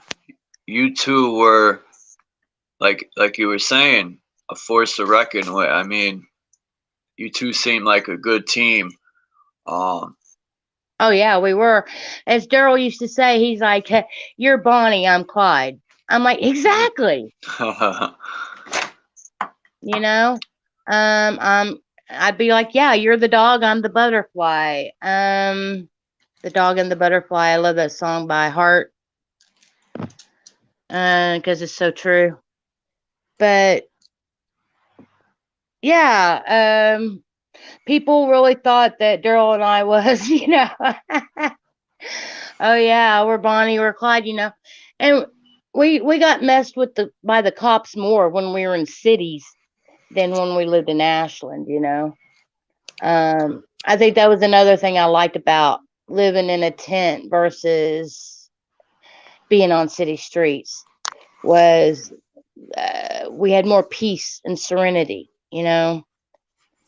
City streets, you're always having to deal with other people's drama, other homeless people's drama, because they would bring it into your realm, you know. They would bring it into yeah, your space because you really didn't have your own space just to be. Because you could sit somewhere, like in a church, on a church porch, for instance. You could sit on a church porch for a couple hours, but then eventually they're going to ask you to leave, you know. yeah, they Move do it that on, here. move it on down the road, you know. So They then you won't have to get even up. open. Churches won't even open for looking at New Orleans when it happened. They wouldn't even open it up for the flood people. Churches are so. I'm not, you know, I don't want to get off topic, but churches are so hypocritical, man. Oh yeah, oh yeah, and that was another part of my awakening. I didn't awake just to political things. I awakened to religious things. That's what I call it, religion. Um, just like television is television, it tells lies to your vision. Yep. It's all programming. It's all indoctrination. Hypnosis. Yes, it's all to control the masses, you know. And there'll be a few people that awaken and come out of it, and then there'll be a few people that don't, you know. That's the way I look at it. It's not my job to awaken another person, though. Um, ego, ego tells you that it's your job to awaken other people, but the truth is, it's your job is to awaken yourself. That's spirit. Once you awaken yourself, then you become a light for others. Because that's what we are here to do. We are here to shine our light on the darkness, because the light exposes the darkness. Mm. And so that's what we're here to do. And it's not necessarily, yeah, I think it can be internally, but externally, because everything that's on the inside makes its way on the outside. So what you see on the outside of yourself is what you manifested on the inside of yourself. So, and that's the thing about taking personal responsibility, because we have to be responsible for our own thoughts, because our thoughts are energy, and energy has to, it goes somewhere and creates something. Because this realm is all about creation. We create what we think. Just like Daryl believed so much in this utopian place that it came to fruition. And it wasn't that it was already there, It was already there. But we didn't know it until we got there. That's what we were looking for, So it's all about frequency, it's all about vibration, and yeah. If I see myself, I'm just going to use this as an example. I've battled my weight ever since I was probably 14, 15 years old. I've battled my weight. The highest I ever got up to was 320 pounds. And that was a year and a half ago. I've actually gotten up to 320 pounds twice in my life. And I've lost well over 100 pounds both times. But this time, I'm not allowing it to come back, What was my point? Oh, but internally, if I see myself as a fat person, externally it's going to be shown that way. But if I change my inward thinking, then I'm going to start doing things that's going to actually eventually change my outer appearance. But first you have to start doing it, And then once you change yourself and change your mind within, then those things inwardly start making their way outwardly.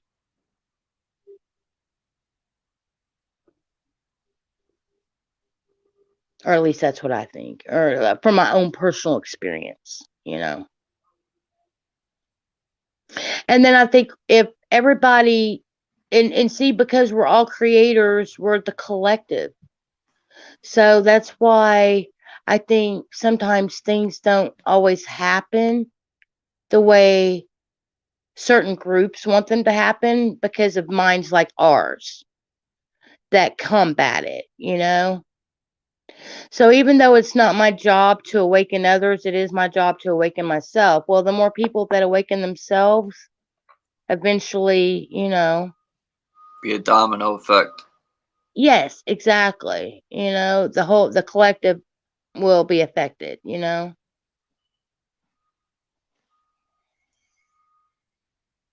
But it's going to take a lot. It's going to take a lot. I mean, there's so many people out in this world that need to heal in so many ways.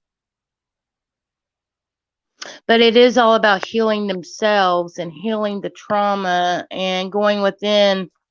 Now, shadow work, people think shadow work is,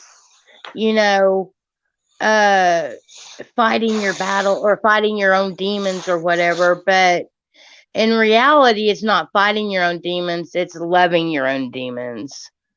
I have a picture I think I sent to Kimba once, or I posted or something, of this, like, it was Skeletor. It was Skeletor, and it says, when I show love to my shadow self, Skeletor's like, oh my God, what's happening, So Everything's it's about, backwards. With that, Yeah, like the churches are evil, and what they say is evil is most likely not. Not well, all you of know, it, the but word evil is live backwards. or love too. Spelled a little different, but you could say Love is evil with love too. evolve.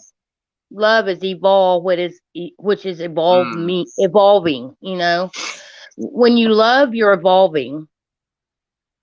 I like that one better. And like Yeah. someone, I forgot who it is that says that in the chat. Was that you, Kenya? No, I think it was. Someone Well, says there's. halo instead of hello. Someone put halo. I forgot who that was. Oh, let's see. Uh, I think it was.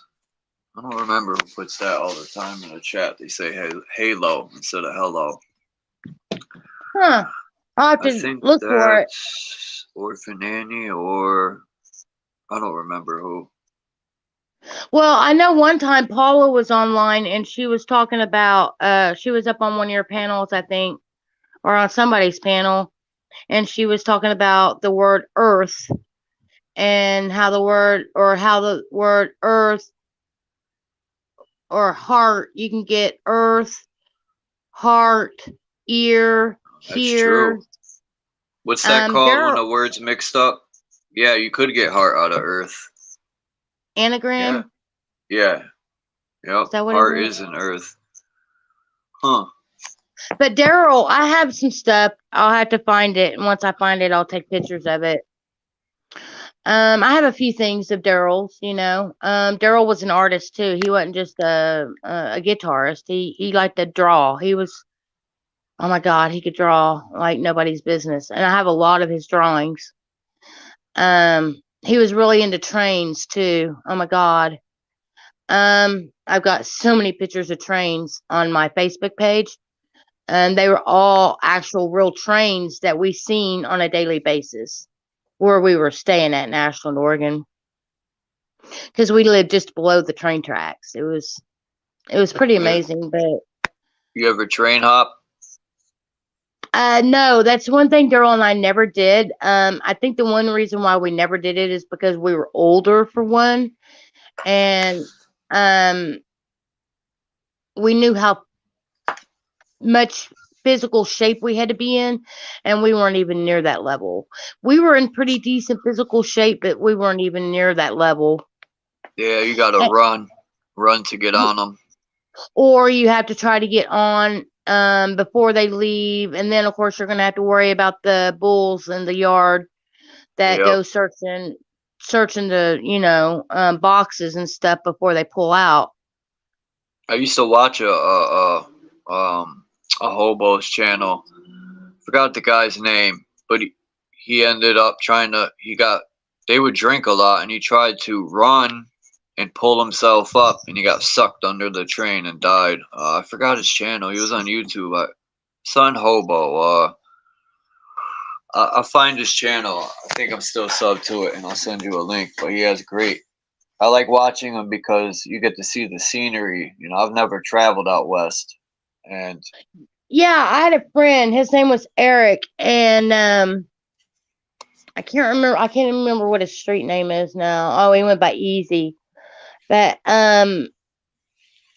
he was a train hopper, and he got some amazing videos. You know, while he was out traveling on trains and stuff. And I always told him that if he ever was in my neighborhood and needed a place to crash for a night or two to do some laundry and take a shower and get some food, that I was down to help him out, you know. Well, in 2019 into 2020, I was living with my daughter in Denver, Colorado, and he happened to come through. He actually gave me a heads up by a week, said that he was going to be coming to Denver. And I asked Kelsey if it was okay if he came over and stayed with us for a night or two. I actually asked Kelsey and my son-in-law because it was their apartment. And they were like, yeah, no problem. So I got to meet him, you know, and hang out with him for a couple of days. And his dog, he even had a dog named Ryder. Last I heard, he was down in Nicaragua. And some person took his picture, him and Ryder's picture, and made a story up on him and posted it in the local paper there. And somehow it got posted on Facebook, and it's made its way through the Dirty Kid group. They're called the what are they called? Dirty Kid, official Dirty Kid couch surfing group or something like that. But yeah, train hoppers, that's what they call themselves, dirty kids sometimes. I got a lot of, not a lot now, but back when I was homeless, I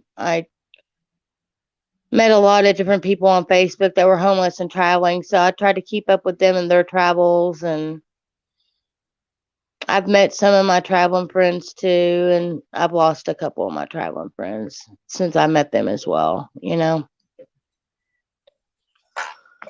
Does anyone else have any questions? Dean, anyone?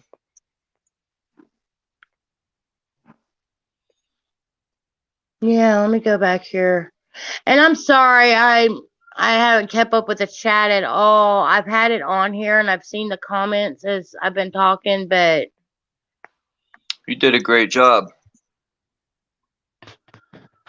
And I appreciate it. well, I Like I appreciate you said, giving me the time and a space to come share my story. I've got many stories, Charles. I've been told before that I need to write a book. And I've been told that I need to write several books. we And could I am a maybe good do a part 2 one day, you know, whenever you're not busy, if you would like, you know. I Oh have to yeah, do I Dean mean, there's too. different parts of me that aren't just about, you know, my homeless story is just one side of me, you know. I have so many other stories. I was adopted, you know. I was given up as a baby. My birth mother was 16. So I can just go into that story too, you know, sometime. I mean, and I've made videos in the past. If people go look on my page and go down and look at all my videos, they'll see that I have made videos on that subject matter before. I've made videos on other subject matters at the time that I made a video, you know. Yeah, I think I'm going to have a section for interviews on my channel now. Shoot, yeah. That's a good idea, Charles. Because there's so many people that come to my channel, I think their stories should be heard. Everyone's unique and beautiful in their own way, and you Hey, know, No just said something. No said, if you could have done one thing differently on your journey, would you?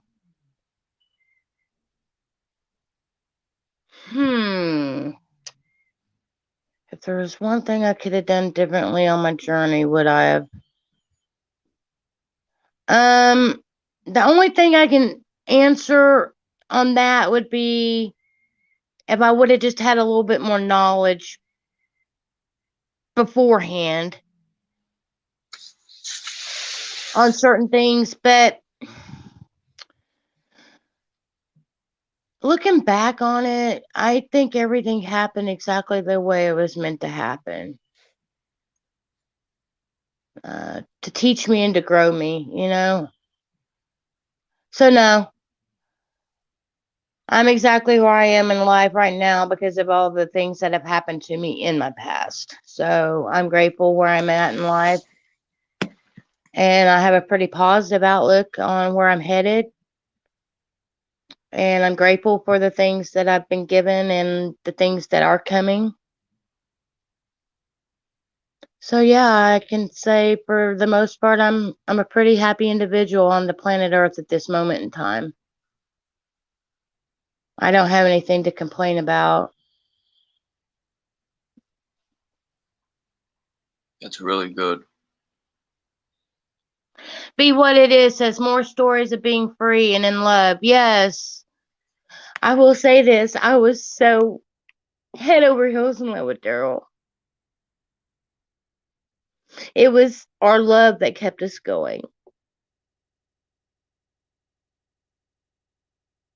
It was. And he, Dean like I said, says, oh, go ahead, sorry. Really appreciate hearing your story, Candy. This white is gonna have to cry, but thanks, Dean. You know, I'm gonna say too, once I've come into, you know, this whole YouTube thing has been an experience for me as well, Charles. Because used to, I didn't really utilize YouTube that much other than just for watching music videos, or if I made a video, I'd post one occasionally or whatever, but I didn't ever utilize it the way I've utilized it, I'd say, in the last year and a half or 2 years. I definitely have been going to more streams that, you know, where people do lives. That was like a whole new thing for me. In fact, I was talking about one of my friends earlier on, his name's Show Me Baby. It was through his page. Do you know who Bamboo Soldier is, Charles? No. No, you don't know who Bamboo is? Mm-mm. I have to check the channel out. Okay, well, We'll write it down. Kimba, he's friends with Kimba, and I'm sure there's a few other people in the chat that might know who he is, but it was Bamboo Soldier was on Show Me Baby's page, and that I started talking to Bamboo, and it was through Bamboo that I was led to this other live stream page by Matt, the Matrix Man. Do you know who he is? No.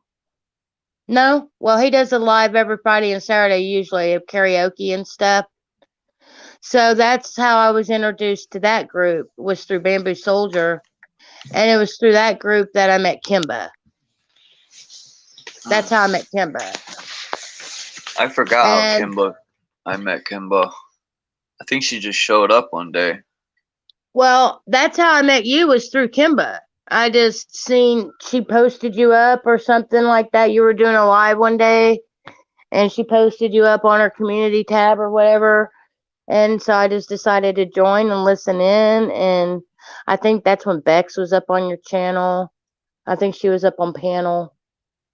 Yeah, I remember. And you were like, one day you'll come up.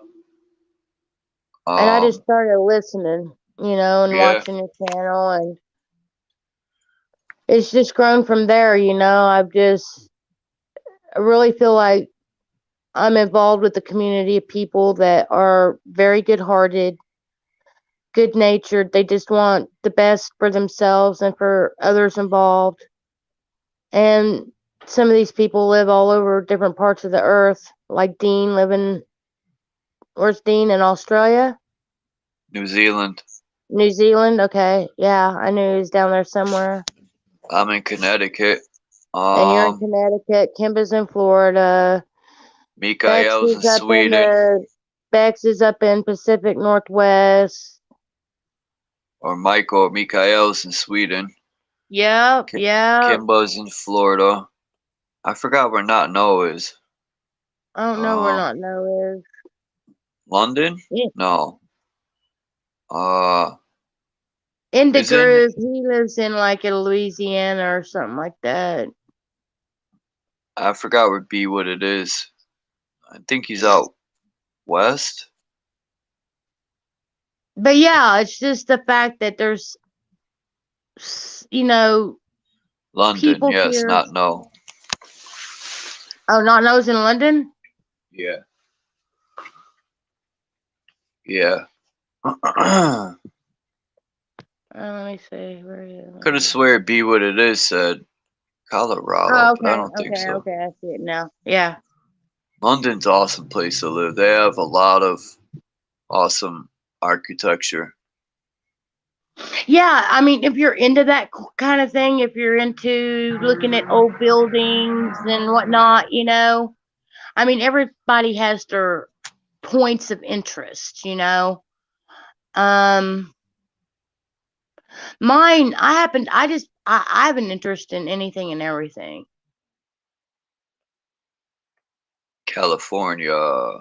Daryl, his main passion in life was his guitar, his music.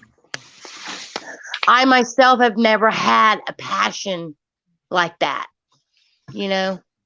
And I think that was one thing that drew me to him, was the fact that he had passion just for one specific thing, you know, and that he put his whole heart and soul into it, you know? But yeah, I never had that. I've always been, ever since I was a kid, one of those types of people that just had an interest in many things. I didn't gravitate to one thing over another, you know? But I'm actually here to hold the balance. I had somebody tell me one time, Candy, you are what they call the keeper of the triple flame. What the hell's that? And they're like, oh, the triple flame is about balance. And you're the holder of it. You're the keeper of it. So you're the keeper of balance. That's why you're here. And so you're going to experience things in your life to show you balance or to make you balance it out.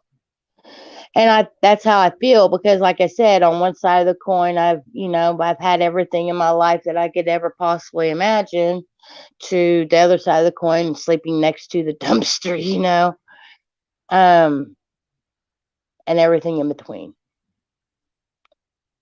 So it's just about balance to me.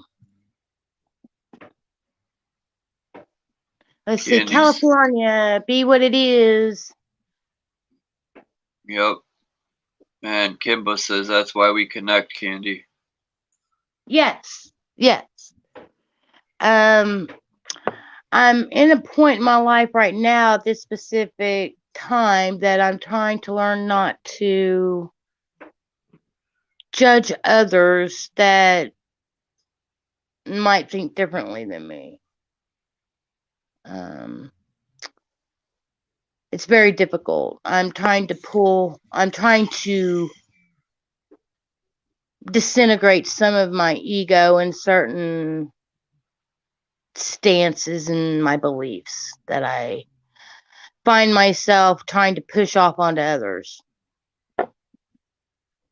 And I don't want to do that. So it's all an internal process in order for me to get the external out, you know?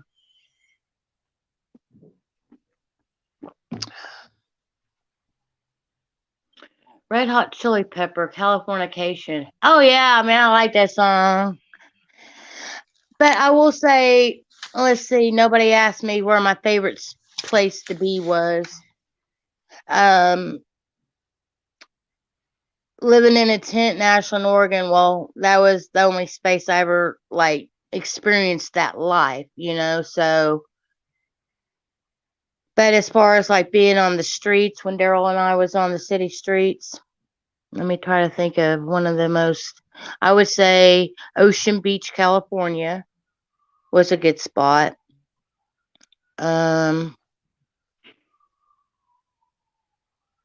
I liked being in Boulder, Colorado. We started out in Denver, but we eventually moved to Boulder. Boulder was a little bit nicer to us than Denver was. Denver's a little harsher. Boulder's a little bit more plushier. A little bit more cushionier. Even though they're only about a 30-minute drive between the two cities. 20-minute drive, something like that.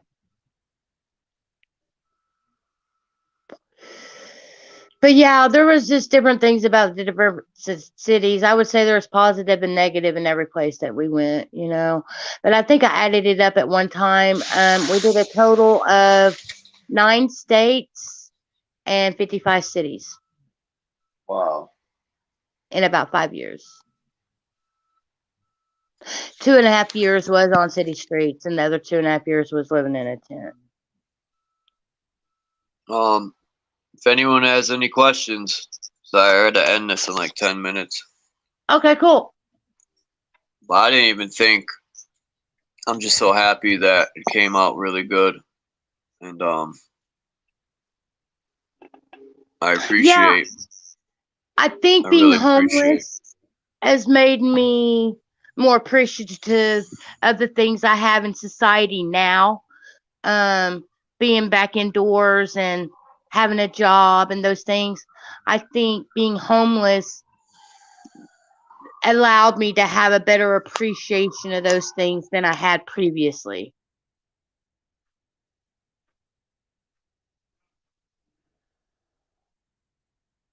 That's all I wanted to say, Charles. But thank you. Thank you for hosting me Oh, thank and you. I allow me appreciate. to share my story. And I think I am going to start once I get moved into my new apartment on November 1st.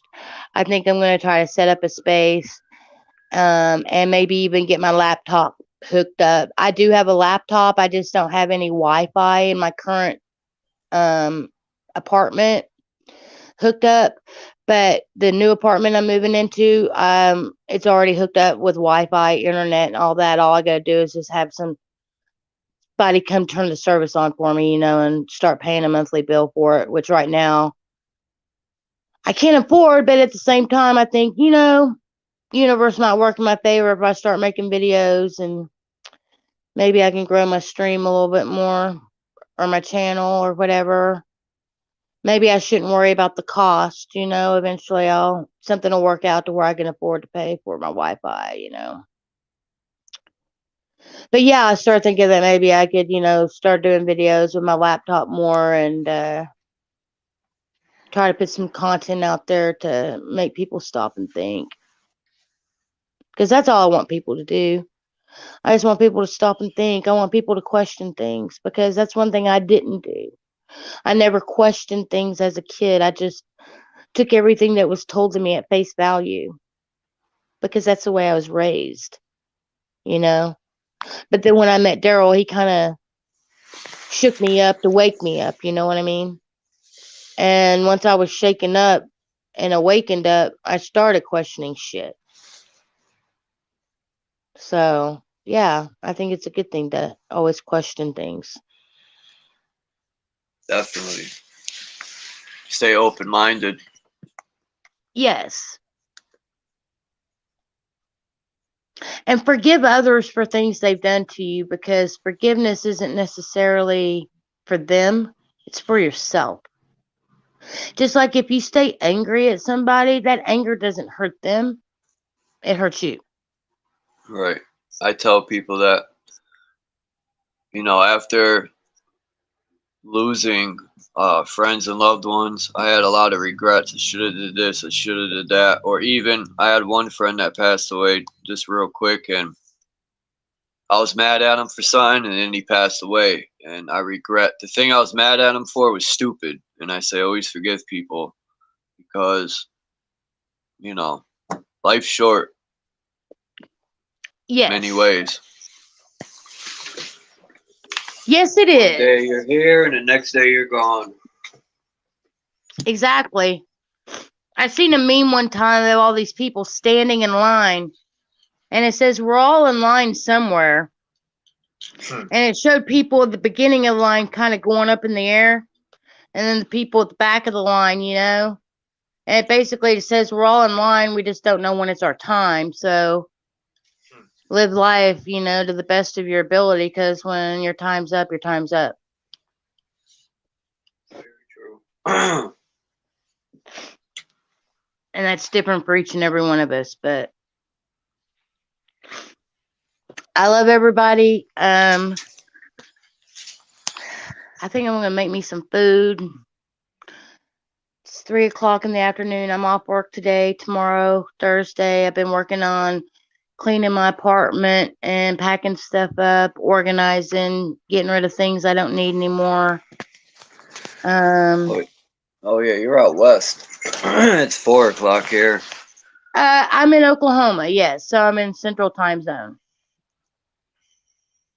I'm in a small town south of Oklahoma City, about 45 minutes south of Oklahoma City on I-35 on your way to Dallas. I'm about probably 175 miles from Dallas, Texas.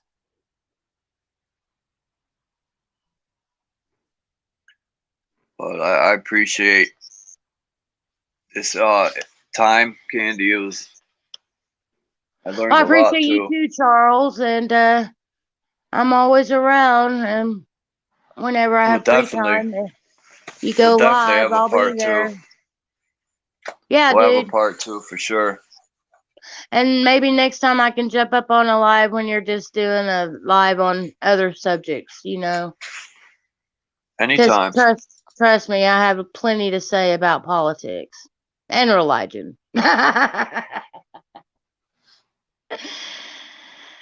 Hey, I love you guys. Y'all have a great day. Y'all have a blessed afternoon, evening, wherever you are in this world. Peace, love. Peace, love, and nugs. Peace, love, and nugs. I like that. That's a Hell t-shirt. yeah. You got it. Smoke it, man. That's a good t-shirt. Peace, love, and nugs. Hell yeah. Yeah, because I got my sister nug, Kimba, in chat. She my sister nug.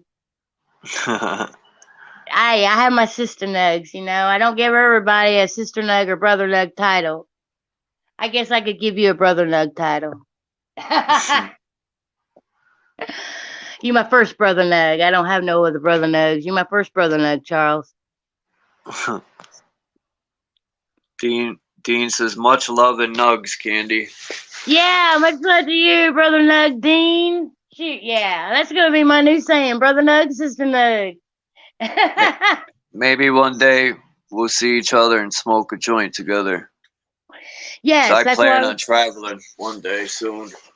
Yes, I was gonna say if I'm ever up in Connecticut or if you're ever down my way, hit me up, bro. We will definitely get together. I want to give you a hug, a kiss on your cheek, and smoke a big fat bowl with you, bro. We'll be in touch for sure, and we'll do a part 2. And I really appreciate this, and it was a great time. And Yes, it's good to people. I want everyone, for the most part. I want to try to do more interviews because there's so many unique people, man, in this world. for sure. Everyone's a star. Everyone's a star. I see it. You don't have to be in freaking Hollywood or a movie star to be considered a star. Everyone is a star. Yes, yes,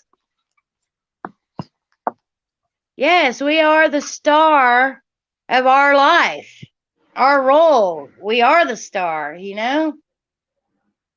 We're all awesome, wonderful, amazing humans, you know.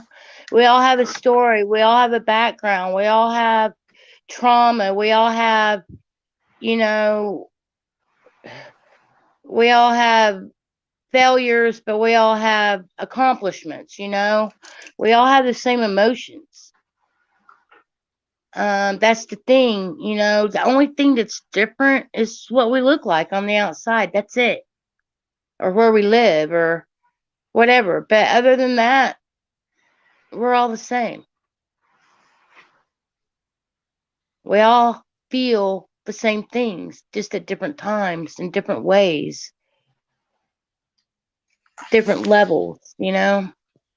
We all hurt, but we all can be happy. But I truly believe the kingdom is within us, you know, and that we are the creators of our own happiness and we are the creators of our own downfalls as well. It's true. But anyways, much All right, love. Candy. Much love, one love. And thank everyone in the chat for coming thanks by. everybody. And I'll see you guys again. I have to go do a few things, and I got to call you in a little while, Dean. And yeah, I appreciate everyone. And I thank you again, Candy. We will get a part 2 in. Peace to everyone in the chat, man. Appreciate everyone coming by. And I will be doing more interviews. So everyone have a great day, night, morning, evening, whatever. I'll check again. One love, everyone. Peace.